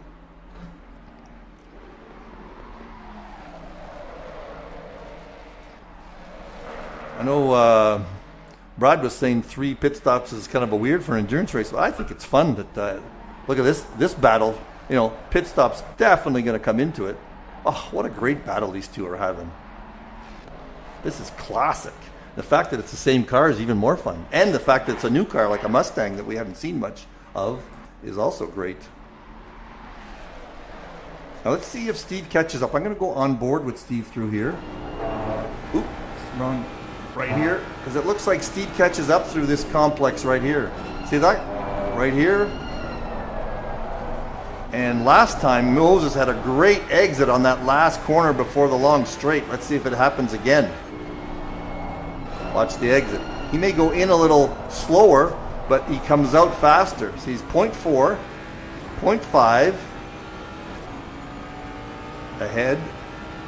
So he got a little bit there. Of course, Steve was so close, he may have to brake a little bit more than he needed to. But let's see if he catches up again right at the end. Caught up a little bit, but that might be a braking zone issue or a different braking point issue with these two guys. You take a look at the top speed again. Again, Steve Young, 286. Oh, there goes Steve into the pits. The undercut. The undercut. Anyway, that last one there, Steve had a 2 per hour difference in top speed going into that corner.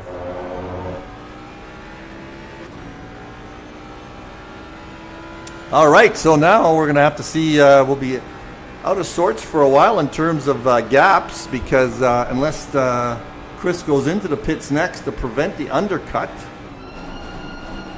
I think that's definitely a strategy on Steve's part because he doesn't need to go in this early. Because now he's got one more, he's got to do 2 30-minute stints, more than that. Yeah, 2 30-minute stints. We've got an hour left. So he's got a 30.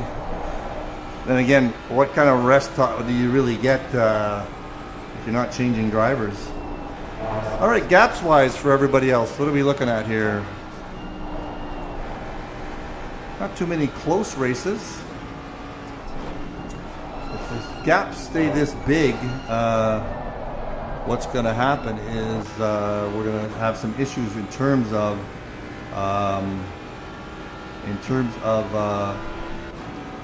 traffic, like this right here. I think that is, let's take a look. That might be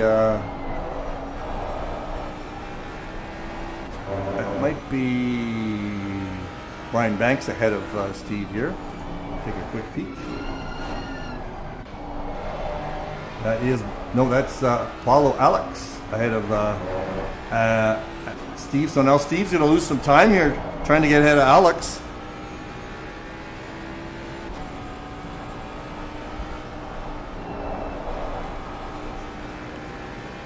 This is definitely going to hurt Steve. Now Chris Moses went in the pits. So we're going to watch that on the exit to see where he comes out. But I think Steve got caught in traffic and that's going to have a big effect. He is, I think, going to come out way behind where he was. He was right on Chris's tail. And he's going to have to make up some time when he comes back. I'm sure he'll get ahead here with on the straight. Paulo Alex is kind of a new driver, so I'm hoping that he realizes that he's holding up our leaders. And is going to let Steve through. Doesn't look like he's holding off much there. Now he goes by.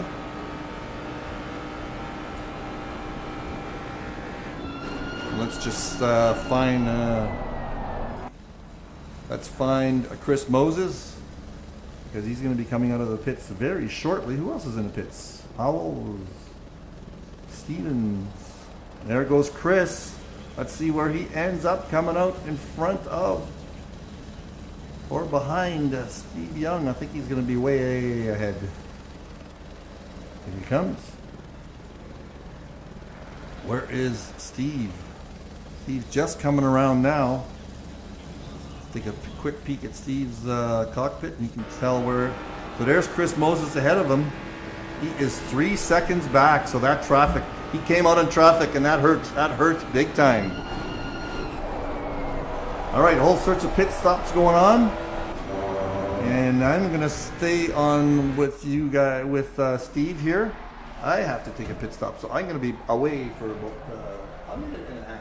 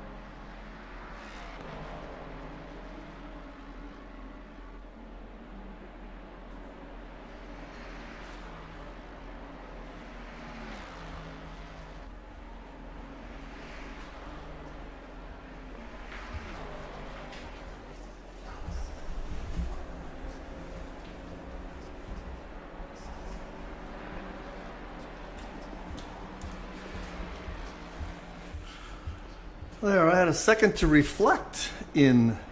Ooh, is that right? That Chris Moses is going into the pits again? Why is that? Oh, I have a feeling Chris had a problem. Maybe he forgot to put fuel in and had to go back in again. Well, no, it shows he has one pit stop. Let me take a look. But that is a big issue here. That is going to cost him first place for sure. Yeah, oh no is right. Don's saying. Stop and go for Chris. Somebody's saying, thanks, Peter. Hi, Peter. Nice to see you. Stop and go for Chris. Ooh, what would that have been? That would have been speeding, right? Speeding in pit lane. This is pretty hard to go get track cuts here, isn't it? Wow, that is huge. He is going to have to make up a lot of time now. I am going to show stop times here. Last stop length. There we go. That is the last stop length. What is Chris going to lose because of that? Is he out of the pits yet? Yes. Ooh, wait a sec. There he is. He is out of the pits. That cost him 57.9 seconds. Ouch, ouch, ouch. Oh, that is unfortunate because that was our, we were having such a great race to watch there. That's going to affect us on the stream for sure, that now we're got lots of different gaps. Lots of different gaps.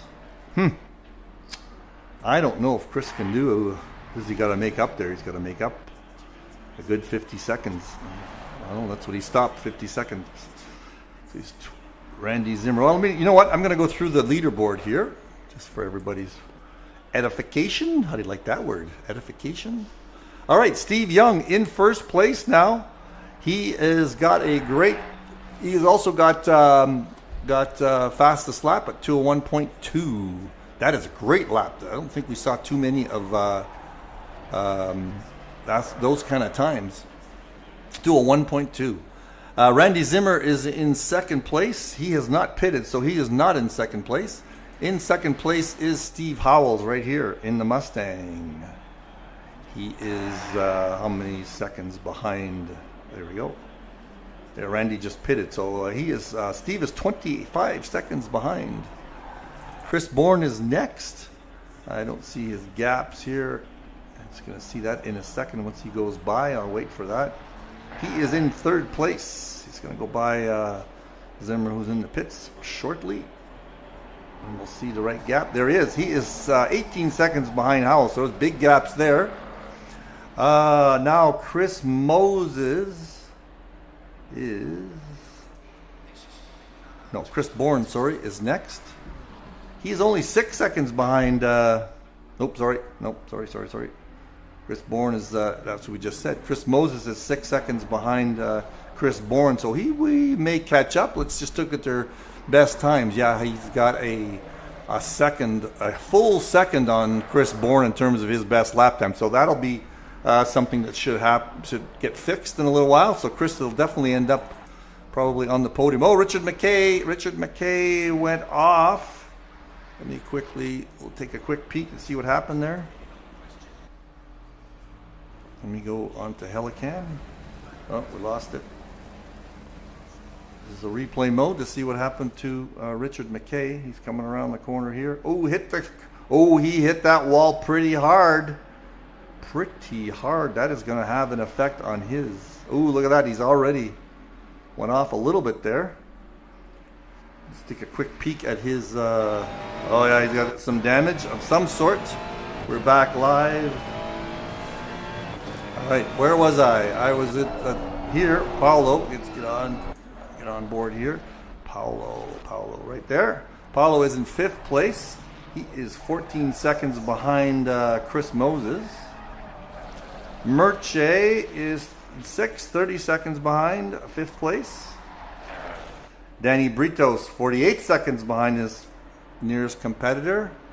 Richard McKay is quite a bit back in 68th in that Canadian team. Willie Owens is another 60 seconds back. Michael McLennan. Everybody is on the same pit stop at this point. So Michael could catch Willie and May. Let's just look at their best times here. Michael McLennan's team, I'm not sure who it was, but probably close. They're both pretty much the same pace. 2047, whereas Willie's best lap was 2054. And in last but not least, he is hanging in there, is Zolt Kiss. And that was Chris Moses just went by him. That was a good pass. Zolt let up a little bit. All right, so Moses, let us just see Moses. He is got to catch up with Chris Bourne and probably will. And Michael McLennan is making a dent into Willie Owens. It was 6 seconds a second ago. So those are a couple of things that we were going to watch. All right, so I do watch the chat, Ellis. Mr. Ellis, I will show you how many Mustangs we have right here. Manufacturer. There is the number of Mustangs we have. We have 4. We lost a couple of people here, so we got 4 Mustangs and 4 Ferraris and 3 McLarens. This is our race. Who was in the Porsche that we lost? We lost Derek Bird, didn't we? Not Bird. Who was it that was in the sorry, my microphone. I'm looking away from it. Who is in the? I thought we had somebody. Derek Bird. Yeah, we lost Derek Bird, didn't we? Derek has problems with his hands, doesn't he? So maybe that was the issue, or he had some other issue. So Chris is starting to catch up with Steve Howells. So he is going to try. Now, and Mike McLennan, as we're watching, is catching up with Willie. And McLennan is a team, so he has not been as much. He's not going to be as tired as Willie. Willie's on his own. As we know up front,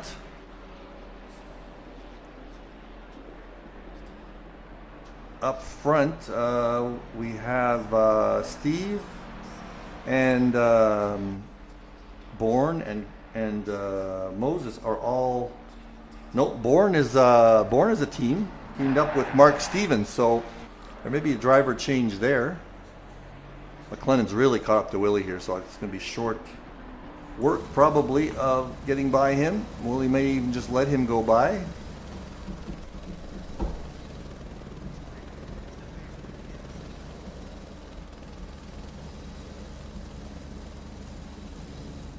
Is he going to let him go by here? Is he going to let off just a little? Maybe, maybe not. No, he's not. And McLennan gladly holds back a little bit there. Chris Moses has got taken a big bite out of Bourne. Let's see what their last laps were. Chris Moses' last lap was 2:01.6 and Chris Bourne's was 2:02.3. So Chris is pouring it on. That's almost his best lap. Chris Moses' best lap, he was only 0.8 of a second off his best lap. So yeah, he's pouring it on big time. He wants at least the podium. Let's just watching these guys here. I was looking away. See what happens through the S's. And I'm going to go to this view here because the Helicam goes behind the trees. McLennan, these guys were in a big, I'm just going to take a peek. They were in a big crash. Look at that car is pristine now. They were in a big crash, so they had a big long, coming out of that corner, easily passing Willie coming out of that corner. That is a place where you can gain lots of time. So that is the pass. We knew that was coming.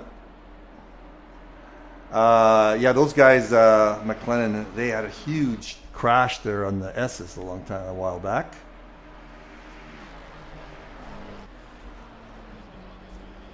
Going to be a good battle for last podium spot. Yeah, certainly is.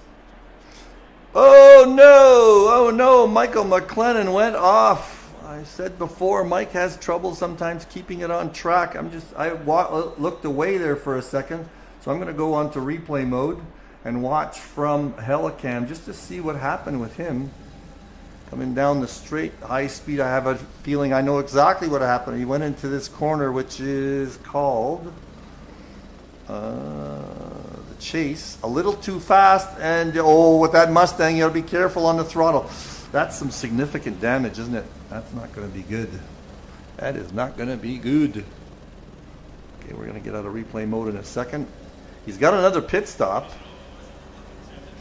What is he doing there with the? So that is a factor. Well, now we'll just have to watch Chris Moses. And he is catching up with Chris Bourne. I thought I saw, I got white on the, white that is a change. Chris Moses just had posted the best time. That is what the white was for. Best time. So Chris has not got fastest lap, which is 2 minutes flat, 8.65 seconds. So he is pouring it on. So he should catch up to Chris. That'll be a race that we can watch, but it's unless somebody makes some mistakes up ahead of him, that might be our finishing spot. So that drive-through was definitely the story of the day. Chris, unfortunately, had that happen to him. Otherwise, it was going to be a fun race between Steve and him. I'm sure Steve is disappointed too. He didn't want to win it that way. He wanted to win it legit. He did not pass Chris on his own throughout the whole race. I'm going to get on board with Chris just to watch his steering inputs.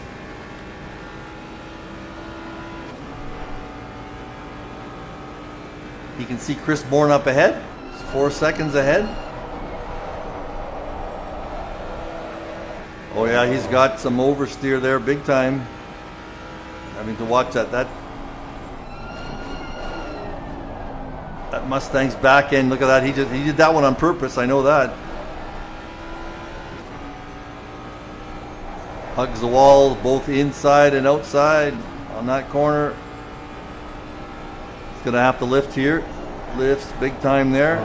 Lifts big time here. I know they both do. That is a huge lift for that spot. Tap the brakes before going over the hill. He lost a little bit of time in this lap, didn't he? Maybe those two back end slides cost him some time. Oh, he caught up again. It must be just a spot. No, back to 4.1. It's just a spot in the track. So a 4.1. Let's see if he catches the McLaren speed-wise on the long straight here. Then I'll give you the speed trap times once they get through. My speed trap is, I'll tell you exactly where it is. Right about here is the speed trap. All right, let's take a look.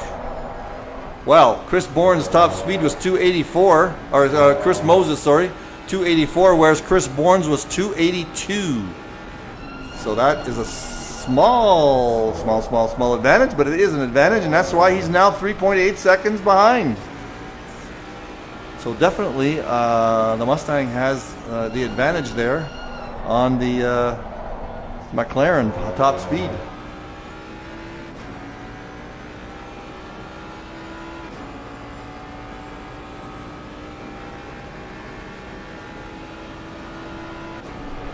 Don's asking about a recent upgrade for this track. He's a lot faster. I don't know whether it was different. You guys on the screen can talk about that. Same cars you're driving, Don? What car are you driving these days on this track? Might have been a car update. Don't forget, I know you drive in the CMS league. Those the old races in CMS were bopped in LFM, weren't they? All right, let's take a look at the grid. Any changes? Well, just watch for yellow flags here now, because there's going to be some skill fatigue coming in, possibly for those guys who are not used to driving a 2-hour endurance race. Just look how hard Chris Moses is working. Can you imagine 2 hours of this? I have not tried even a 1-hour stint, so. Whoa, a lot of oversteer coming out of these, just hitting that throttle. He must be running low TC. They're still in the Ferrari. Okay, so Ferrari the whole time. Yeah, 1.5 seconds better on this track is a big difference. Chris is still catching up. Does a good job on this corner. You got to be very careful on that corner not to take that first part of the 2-corner complex too fast, because you can't hold it for the second one.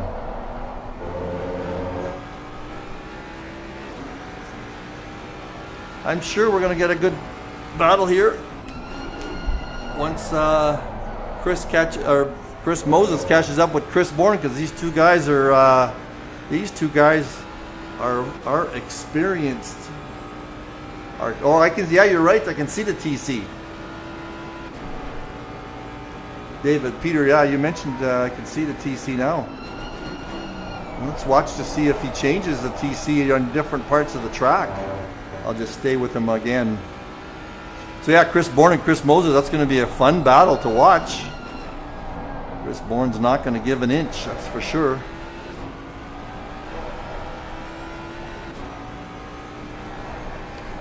I'm going to take a quick peek, see how Steve Young is doing with his times. Ooh, he didn't have a great time last lap, 2.026. So he's taking it easy now.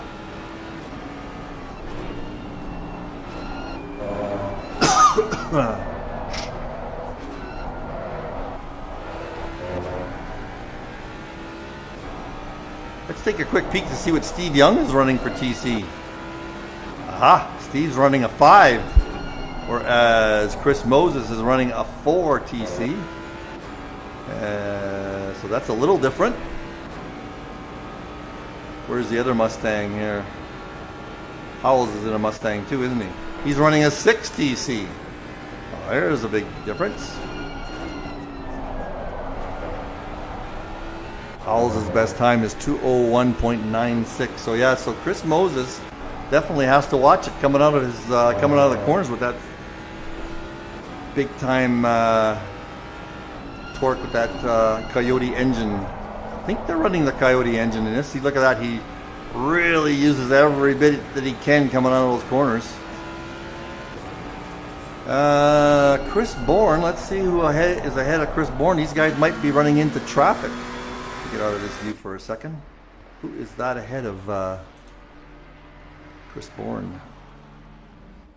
That is Richard McKay. So yeah, there's going to be some traffic issues now. So that's something to watch for. There's less traffic issues, not enough guys on track than I thought there would be, but we're going to definitely run into it now. Let's just get up here with Chris and watch him catch up to Richard. That is going to be the issue.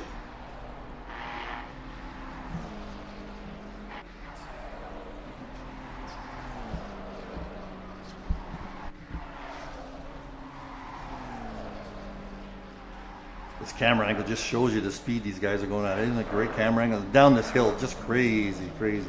My favorite part of the ACC is this hill. You know, we all had trouble mastering it at first, I know, but once you get the hang of it, it rivals Eau Rouge, I think, with excitement. I'm going to take the... no, I don't need to. I'm going to put best times up there for you guys, or last laps. Instead of the manufacturers, I'll put... Fortunately, they don't have last lap, which is very surprising. They have current lap live. Maybe I'll show you that for now. Oh, there you go. That is the pass took place. Richard obviously let them go by. Oops, that's not where I wanted to put that. There.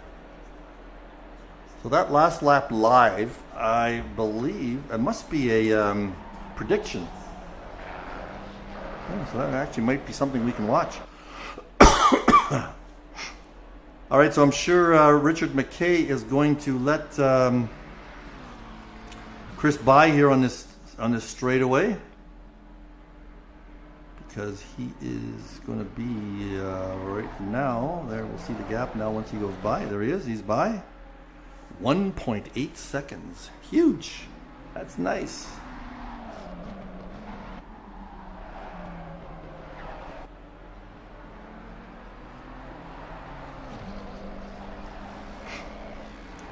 Glad you guys are paying attention in terms of interesting things like the TC there on the chat. It's fun.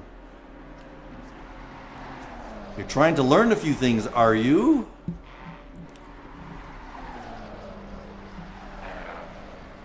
All right, what have we got left here? 37 minutes left in the race. Lots of things can happen. Don't forget. Whoa! Moses went wide there. He's still going a little squirrely.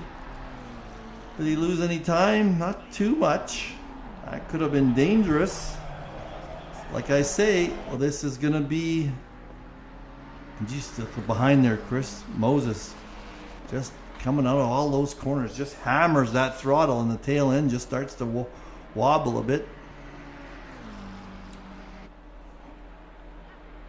You guys watch on the stream to see what am I getting there? Am I getting a prediction, you think, of what their lap time's going to be on that tower? If that's the case, that's something great to watch. Let's see here. Chris Moses is 2:01.5, whereas Chris Bourne is 2:01.9. It's only 1.8 seconds behind now. So this is for a podium, guys. Podium, guys. Now there is a pit stop left. We have a whole pit stop to go. Pretty sure everybody, you guys on the stream, I'm correct in those pit stops. You're watching with the other tower. I'm watching with the software tower. So I know sometimes it gets screwy. Looks like Michael McLennan has cleared all his pit stops now. He is a lap behind Willie. He had that problem, didn't he? And I wonder if he repaired himself. Let me take a quick peek at McLennan. And it looks like he repaired himself. Back on with Chris Moses.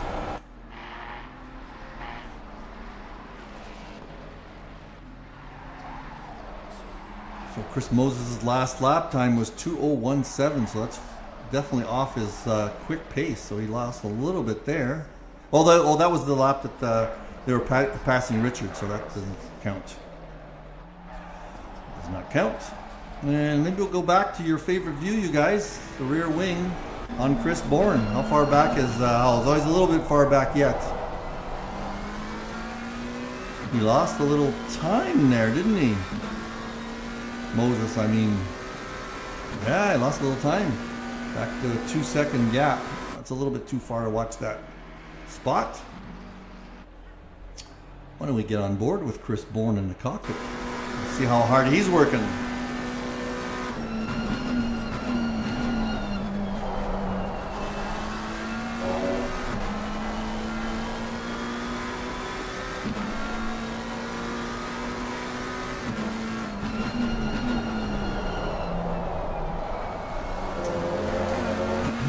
wonder if Chris Bourne's going to change drivers with Mark Stevens. He doesn't have to. So I'm sure they're chatting somewhere online to say, should I take over or not, Mark Stevens wise. Not sure Mark Stevens has the same pace that Chris has.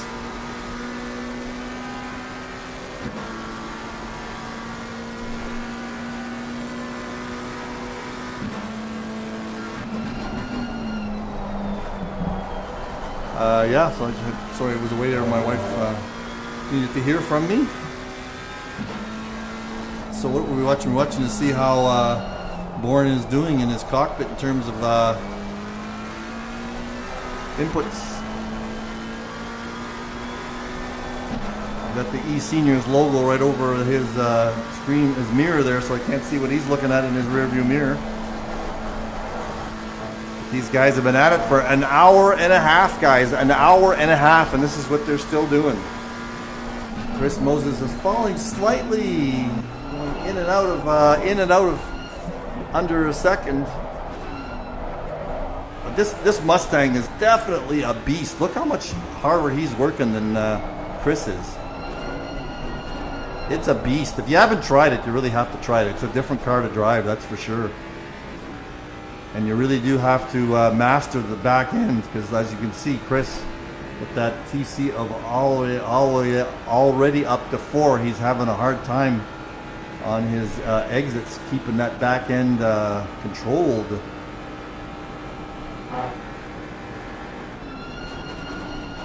And you can feel the heaviness of the car, even though, you know, and a couple of people have mentioned it before, they're having sore wrists at the end of this, and I don't know that it's different. I mean, you can always turn your force feedback down, but it just feels heavy. It just feels heavy.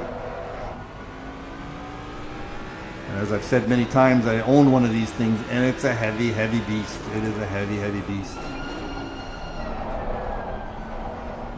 I don't know if Chris went wide there. They both went a little wide.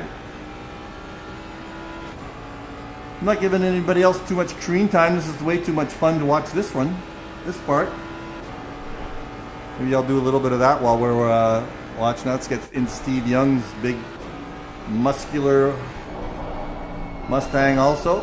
He is keeping up his times. His last time was 2:01.9, so that's not bad. He's got a huge lead over Steve Howells. There's Steve, also in a Mustang. We've been on board with the next two guys, so I'm going to jump down to Paulo. This is him in the Ferrari. He's got a big lead over. Oh, but they're all in traffic here. Who is ahead of him? Let's just take a peek.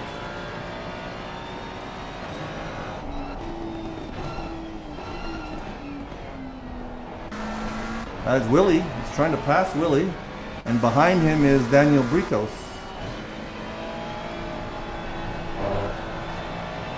So Willie's getting blue flags there. We'll let him pass at some point. So where was I? I was on with, so let's go into Merche. Merche's in the car now, back in the car. He's a ways back. Daniel Britos.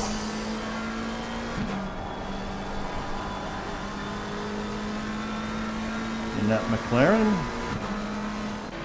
Richard McKay. Another pit stop. So Willie's cleared his pit stop. Michael McLennan has cleared his pit stop. There is Willie. He just let Richard McKay by, I think. Now, who is that ahead of him? I'm not sure. There's Michael McLennan in another Ford. And there's Zolt in that polka dot. Good on Zolt for staying in with it here. He's quite far behind, but he's sticking with it for 2 hours.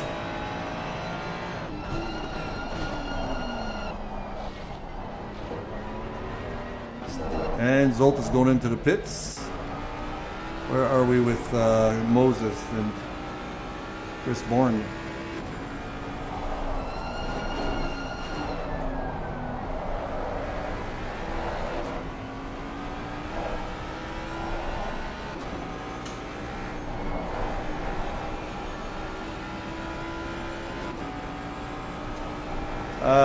No, Peter, Daniel Britos is on his own today. He's racing on his own.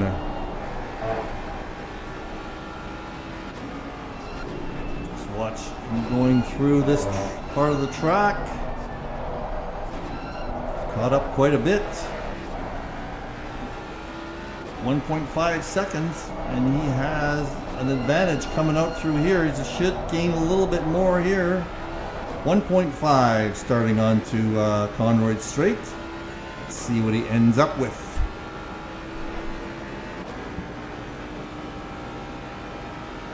Gained 2 tenths of a second already.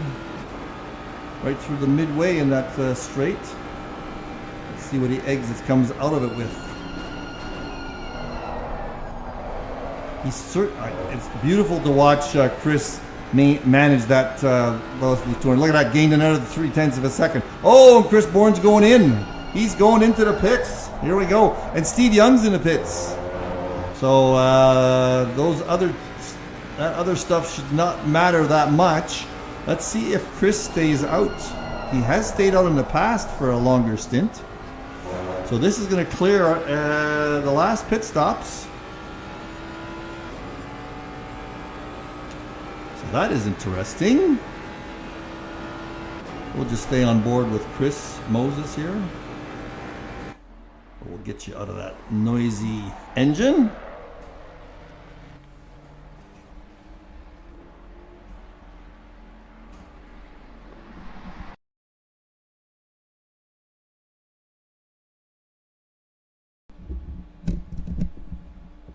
I just lost my noise for my engine. Noise in my... Oh, I think you guys lost it too. Hang on. I'm going to have to fiddle with my... Why did I lose engine noise? Hang on, you guys. I'll just have to work at this for a second or two.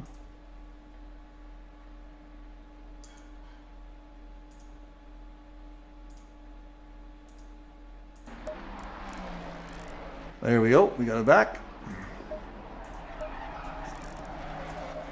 And now you should be hearing what I'm hearing. Here we go. Touched my microphone and that knocks it right out. All right. Anything exciting happening? Well, no, nothing exciting because we've got pit stop have just happened. So what do we got? We've got Steve cleared his pit stop. We've got Chris Bourne cleared his pit stop. Steve is still 40 seconds ahead of Bourne. Now let's see, Moses is coming up to pit stop entry. Is he going in? Yes, he is going in too. So he's protecting the undercut here.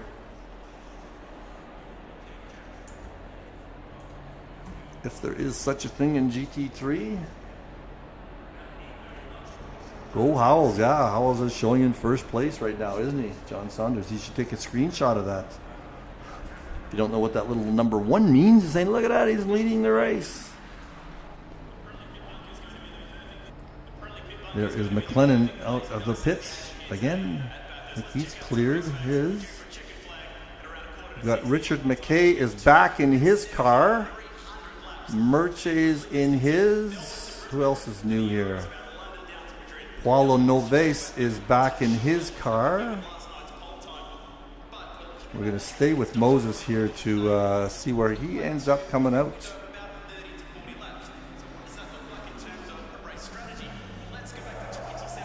Where is Chris Bourne? There's Bourne. Where is Chris? Chris is just coming out now. Here we go. There we go. Chris comes out ahead of Bourne. There's a pit stop strategy for you folks. I'm glad I caught that. Very nicely done, Mr. Moses. He knows how to do endurance races. So he ran for, I think it was only 1 lap. And Chris Bourne tried to do the undercut, but it did not work. Now let's see how these two can handle each other. Whether Chris is going to be able to stick with Moses for a while or not. That is pit stop strategy at its best, folks. All right, gap-wise, well, if Chris Moses starts taking off on us, we're gonna run out of battles here, I think, because Steve Howells is now in the pit, so that now we should see where everybody ends up. Except for Paulo, he hasn't got one. Oh, Chris Moses is coming into traffic big time. Let's just see who that is. That is Richard McKay ahead of him. Richard's pretty good at overtakes. We'll see what happens. Not the best part of the track to do it in, mind you. Oh, he went right off. He did not want to tangle at all with those two. And those two just kept the pedal to the metal through that corner, so no difference. Chris is hanging in there. Chris Bourne's hanging in there with Mr. Moses.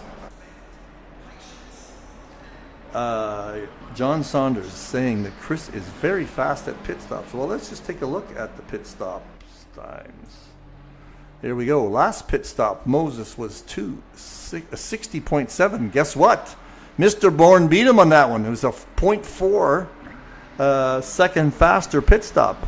Now, that's the stop time that this software shows. Now, I have a feeling there might have been some difference on the entry and exit points. I don't think he gained that much time. Moses, excuse me. I don't think he gained that much time on the actual pit stop. I bet you had a better entry to the pit stop or not exit. Everybody has the same kind of exits, but entry is different. And I believe that time is the actual stop time from the pit lane lines, the entry line and the exit line. So if Chris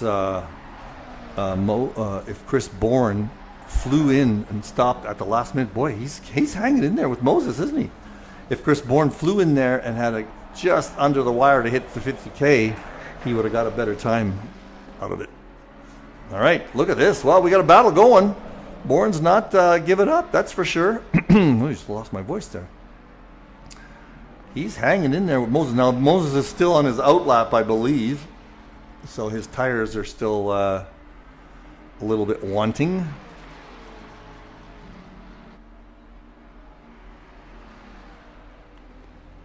So you think Chris got his fastest lap was just before the pit stop that Frank is saying, okay, that's what happened, eh? He just really put in a fast. He might have been low on fuel too, right? So getting his fastest lap because he was low on fuel. Perfect. All right, 21 minutes to go. Let's see if we've seen anything. The only thing that's going to happen here except for this particular battle will be people having accidents. And that definitely could happen. Some of these guys have been racing for like the whole 2 hours. But man, has Chris Bourne ever just hung right in there, hasn't he? What do you guys think? Why? Moses caught up to him, caught like 4 seconds up. What's up with Bourne? How is he able to hang with him? How can Bourne hang with him? You guys like the wing. Let's get on the wing. There's the wing. He is all over Moses.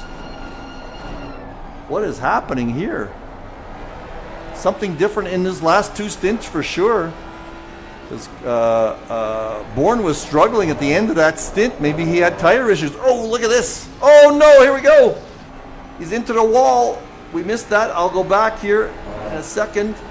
Let's get onto TV mode. Here we go. Let's watch that replay. What happened here? Bourne was all over him, and let's see where he hit the wall. Moses, I mean. Every exit, he's got a little bit of a fishtail, doesn't he? He was. Oh, there it is, right there. I don't think there was any contact. It did not show contact on the tower. I don't think there was any contact. Now we're going to see whether or not Moses can catch up again. Here we're back to live action. Oh, that was something. Thanks, Frank. That was a good view. Yeah, you guys didn't see any contact, did you? Oh, look at that. Moses hit the curb again. He is he is struggling a little. Now here we go.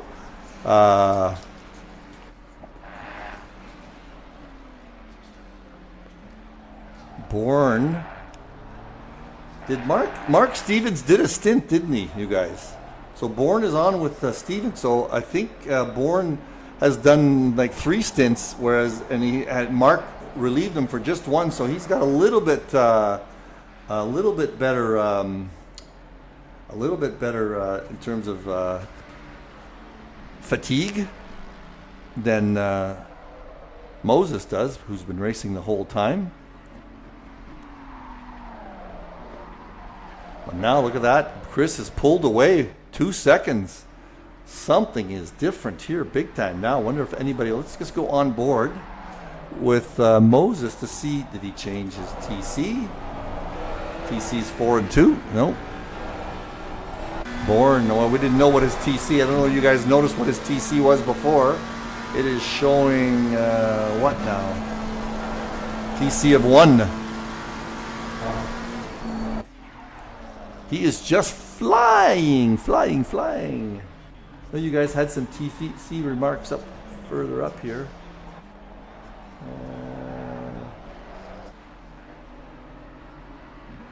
You said, Don, you said somebody was at 1 and 2 for TC. That must have been Chris Bourne, and maybe he's been at that the whole time.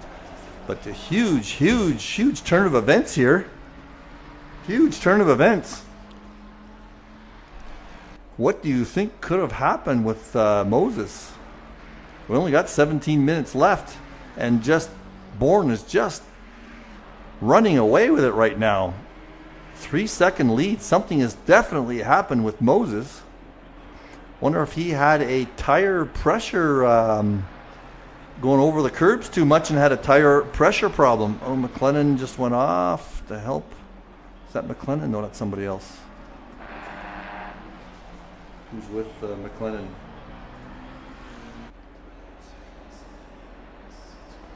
That's Ken Schmidt. He just passed Ken Schmidt. They just changed drivers there.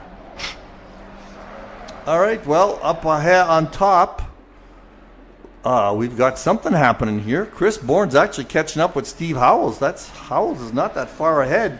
Let's just look in the cockpit here, see if he can see Howells. Howells just had some trouble. That's why his last lap was 2:04. That's why Chris Bourne has caught up with him. So now we're going to get some action there. Okay, let's look at their best lap times here. So Chris Bourne's best lap time is 2:01.7, whereas Steve Howells is 2:01.9. So Chris Bourne definitely has pace on him, and he can smell it. He can smell that second spot. When you start seeing the guy in your, that's why I went into the cockpit. You can start seeing him. We'll go into his cockpit again when he goes through the straight.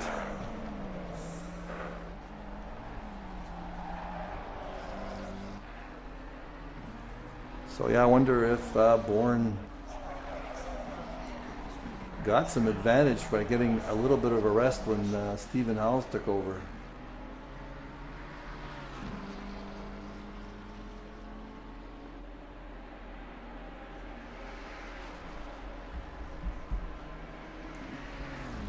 Somebody's asking for the track temp. I can't see it in my views, so I can't answer that question.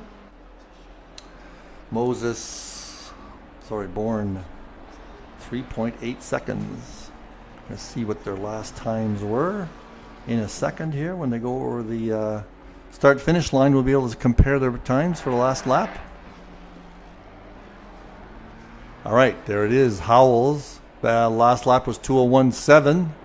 Chris Bourne was 2:07.1, whereas Chris Bourne was 2:06.9. So they're running flat out, same kind of lap times now. All right, so everybody has cleared their pit stops. Everybody is green, so we are in exactly the same spot where they're going to finish in the race. If the race finished now. And so all we have for a battle here is between the second, third, and fourth. Any mistake between those guys will definitely change our podium. But it's been a pretty good race, in terms of close action. We've had close action just about the whole time. And we got to see whether or not Bourne can catch up with Howells. I'm going to take a quick look at the speed traps for these two guys. Howells is in a Mustang, as we know. Last time through the speed trap on the tail end of the straight, Howells was 284, whereas Bourne was 281. So that McLaren definitely didn't have his top speed that the Mustang does. And he is falling behind a little bit, isn't he? No, 3.6. Let's watch Steve Howells also once in a while, because he's got to keep pace too. We'll watch the speed trap here for this one.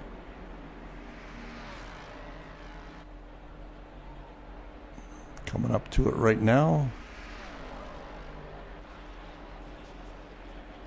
Now he hit his 284 again. Let's see what Chris Bourne does. Chris Bourne hit his 281, so that's the difference. There's a 3 km/h difference at the speed trap. So if Chris Moses won't be able to pass him there, he's going to have to pass him somewhere else. He's sticking with that same gap of 3.6 seconds though, so he's got pace in other places.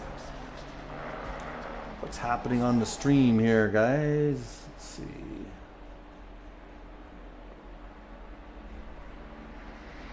All right, not new comments on the pit. 12 minutes left to go in the race. Chris Bourne's definitely. Chris Moses, is he catching up at all? What has he got for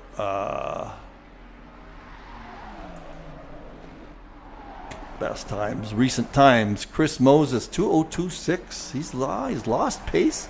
He has lost pace on this last stint. I'm not quite sure what happened there, huh? He's got the fastest lap at 2:01.577.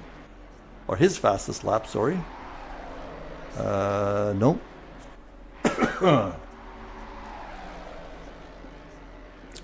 That's not that. Fastest lap is from another stint, I believe. I don't have the actual time for that one, because looks like this last stint Steve Young has a 2:01.54, so that is actually faster than 2:01.57. And Chris Bourne's catching up. He is catching up.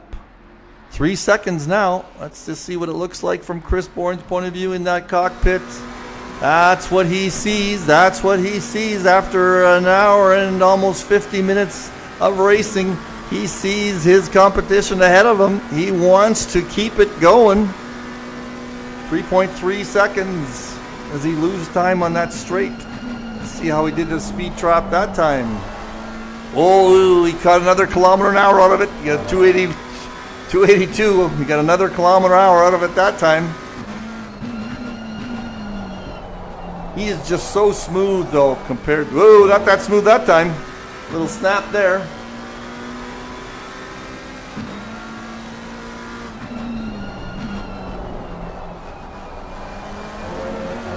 Yeah, you're right. Chris M snapped. Frank, Chris M lost a little bit in that pressure, and Chris doesn't usually, Moses doesn't usually snap under pressure like that, but different car, you know. I wonder if he's got some damage. Hit that wall pretty hard. All right, Bourne is catching up. 2.5 seconds to go now. Now we're talking about pressure on Bourne.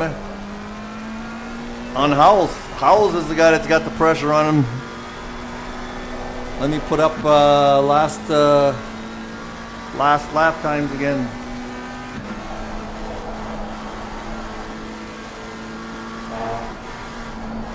There we go. There's our current laps.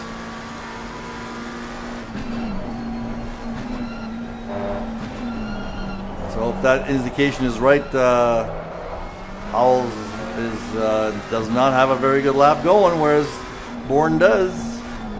Oh, he's catching up big time, 1.8 seconds. All right, now we're going to have a race, guys. We are going to have a finish. We are going to have a finish.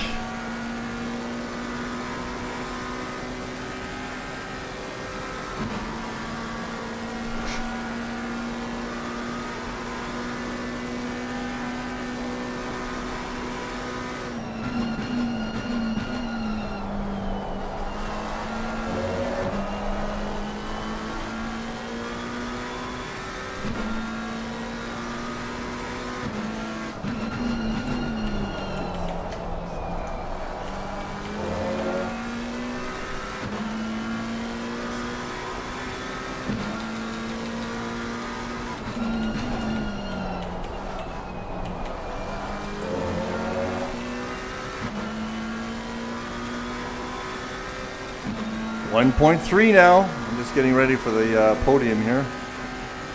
You can hear me typing maybe. I can't type the podium yet. Podium is still in jeopardy. We're talking second and third place here. This is huge. Let's go on board with, I can't go on board just yet.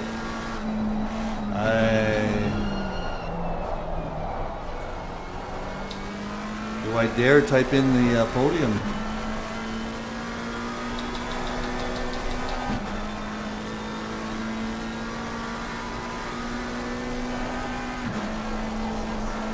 Mr. Craig, the software I'm using is ACC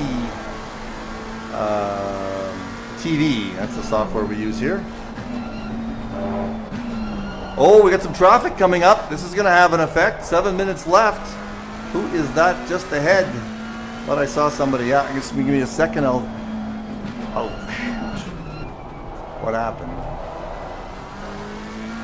All right, I hit the wrong button. That is Mr. Zimmer ahead. Oh, it's time for some. I think it's time for a wing cam, isn't it? Hang on, gotta get my mouse back.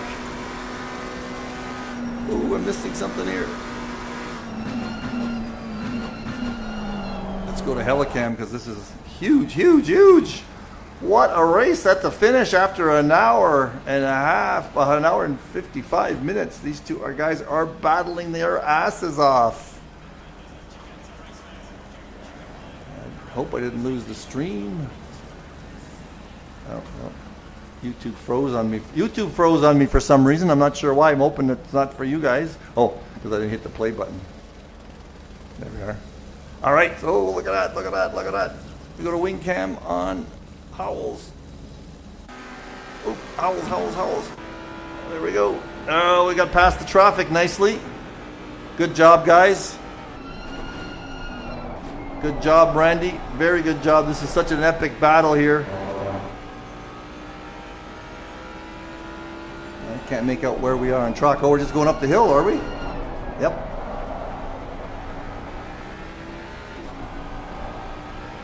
Moses has fallen so far behind. This is a great battle.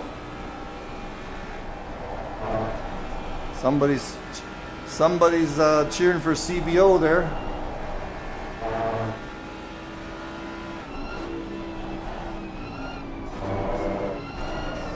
Oh, McLaren has the advantage going down the S's, that's for sure. Let's see what kind of exit he gets. Here comes the big exit. Now I think the Mustang, whoa, be careful guys, do not touch, we don't want to ruin this. I think the Mustang has a bit of an advantage here. Like we've been saying, a kilometer or two at the end of this speed trap, right? The speed trap is coming up right here, so. But Chris is trying everything to get by him. Let's hope this is clean. We don't want to ruin it. Oh, good on both of them for being careful in that corner. It's so easy to go into that a little bit too fast. Chris is going to take a crack here at the last corner, Murray's corner. Not going to make it there. See, McLaren's going to struggle with the top speed of that Mustang, I think. Just a great battle, guys. Just a great battle. Good on these two guys. Good on these two guys. Find the right camera angle here. This is a better one. 4 minutes left in the race. About 3 laps to go. Maybe 2 because Steve's so far ahead.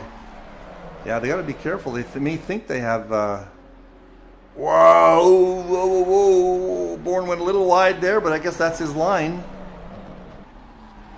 So hard to keep it together here, isn't it? Oh, he's coming up side by side. Oh, he had it side by side for a second there. Had to back off. Let's go in the cockpit here with Chris for a while. Now we got some little bit of time to make up.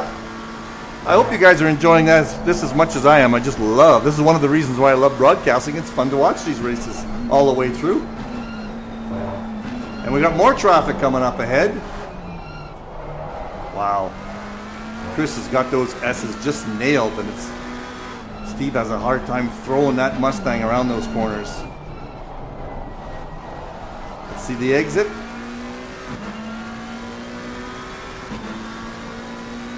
He's got a draft though. He gets a draft on this big long straight, Conrod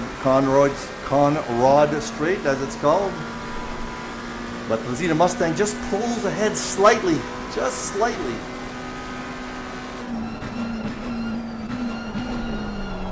Is that who is that ahead of him? I'm not going to lead this view for just to find that out. Chris takes a look on the inside. All right, nicely done. Whatever that back marker was, beautifully done. Thanks for not spoiling this. We're all getting much better at that. Oh, look at this. Oh, the Mustang went off a little bit. Find my helicam. Look at that. He's just tucked right in behind that big beast. Just tucked right in behind, trying to gain any draft advantage that he can. Not much drafting goes on. Oh, took another peek on the inside. There was no room whatsoever. The Mustang hit the wall, though. He just went a little wide. That is pressure right there. That is pressure. And Bourne goes ahead. Now that's not gonna. They're not gonna catch up anymore. I don't think that Steve Howells, I should say, has got the pace to catch up with him. Wow, that was great racing. Great racing. He held on to it even though he hit the wall. Good job, both of you guys.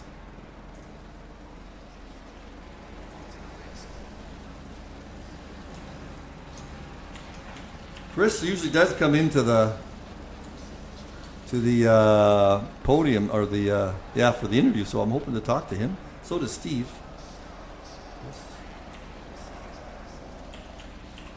Right, man. Leader is on the final lap. Give it all you can. Last lap. You heard it too.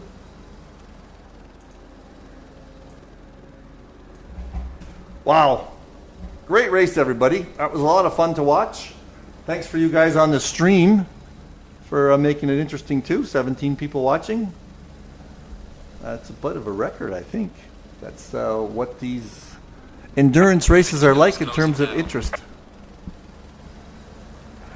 All right, so let's give Steve Young some love. I don't think there's going to be any changes to our podium at this point or any other part of the track. So let's get on board with Steve, find a good view for him. This is his last lap. Great job by Steve. I know there was some good battles with Moses there, and he took advantage of Moses having a problem, but he has maintained his pace all the way through. And nice gap.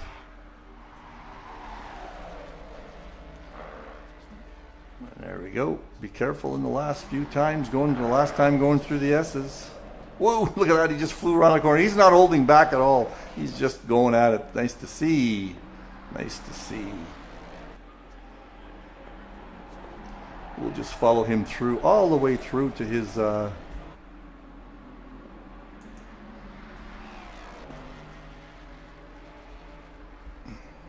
his end of his lap.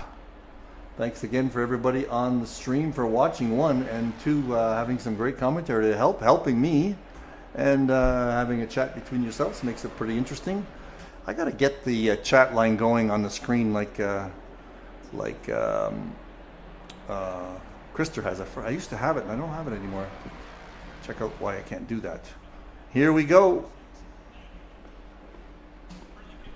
Steve Young coming through on the finish line. Great job, Steve. Very good race. The leader has finished. And let's see, you got some flashing going on. Yes, he does. Good job, Steve. I hope you get into the chat line so we can have a chat.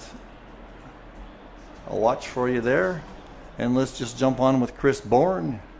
He's got a ways to go yet because there was a 45-second lead that Steve Young had. Chris Moses catches fastest lap of the race. And there goes. Chris is flashing his lights for some reason. He's got his wipers on, all sorts of things happening. How exciting is he have? How much excitement is he having? He's happy to get second place. There is his flashing lights. Good job. And third place, Steve Howells. He's giving us a wiggle saying hello. All right. Good job, everybody. Fun race. Nobody else has got any gaps going. Let's see if we're going to get anybody in the commentary booth. I will transition over so you can watch to my lovely face. There is my lovely face. I got myself turned around a little bit, and my background's a little different than it usually is. And I'm going to get rid of our background sound. I'm trying to get myself over into...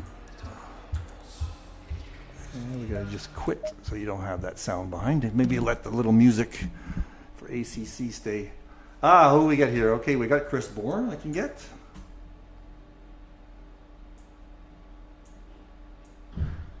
And we got, we're gonna get everybody from the podium in. How's that? My multiple fans off, hang on. Yeah. How's that for a race, guys? That was a lot of fun. I know, Steve, you were up front by yourself for a long time, but you and Moses were going at it for the first half of the race, right? Yeah, that was some tough racing there. It was crazy, but too bad about Chris. I mean, it's at the drive-through yeah, that was a epic battle there. Was it ever?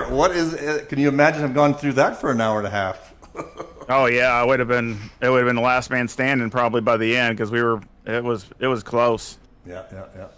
What else was I going to say? About you? But you kept your pace up through the last half, even though you're way ahead. Yeah, I mean, I slowed down. I definitely slowed down a good half a second or more. But I mean, I didn't need to, so there's no sense of risking it. So I just, I wanted to keep a decent pace and conserve me. Yeah. So and just keep going, and and I even had the damage fixed on my car in the last pit stop since I had some extra time. So I just went ahead and had my damage fixed, and just like I said, just took it easy. Yeah, well, you're throwing that Mustang through the S's was something to watch. All you guys, you and Mark. So Mark, there was an epic battle between you two guys for the last part of the race, wasn't it? No, that was Chris at the end. Yes. But that was fun. That was fun. I really enjoyed that. Steve, what was happening? You lost a little bit of time. Chris caught up to you pretty quick. Yeah, one of the back markers, I caught him right at the top of the mountain, and it literally took loads of time. Oh, was that it? Yeah. I didn't want to push him too much because I didn't want to spoil his race. But Chris, go ahead. About the last 15 minutes, I was just saying to Chris. Yeah, Chris. Tyres were at 28.1. Oh, I just couldn't hold anything. Is that what it was? Because Chris, you really caught up to him fast. You were 3 seconds behind there, and then all of a sudden, right on his butt. Yeah, I was pushing like a madman. I knew I couldn't get him on the straights. It was like, what could I do in the braking zones, and just hang on for dear life. I thought I was hoping me and Chris Moses would. I was using Moses, hopefully it towed me along to Steve, but then me and Chris had a battle.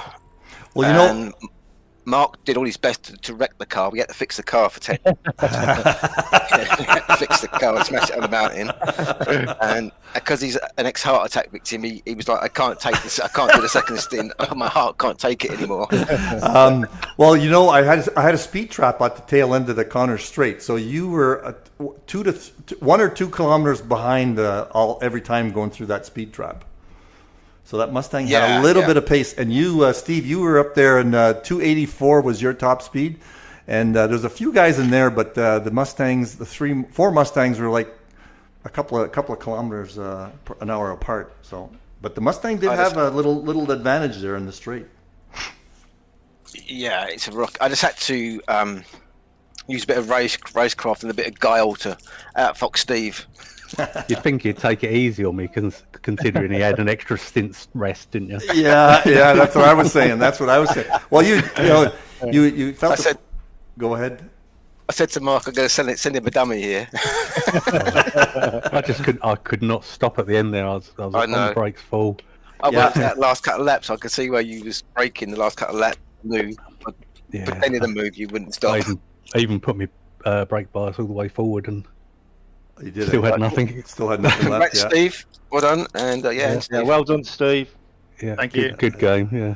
Was good. Well done, both Steves. I got to say, it was probably our best endurance race in terms of action. It was all the way through. We had somebody to watch, that's for sure. We were just talking, and we probably should do a couple of these endurance races in the middle of the season too. Just take a break or something. Yeah, and- definitely. Yeah, I'll mention that to the guys. All right, thanks very much. It was a great stream, and we'll see you guys all next week for season 13. Oh, yeah. Thank you. Yeah. Thanks, Mike. Thanks, Mike. Congrats, everyone. Okay, bye now. Yeah, well done, everybody.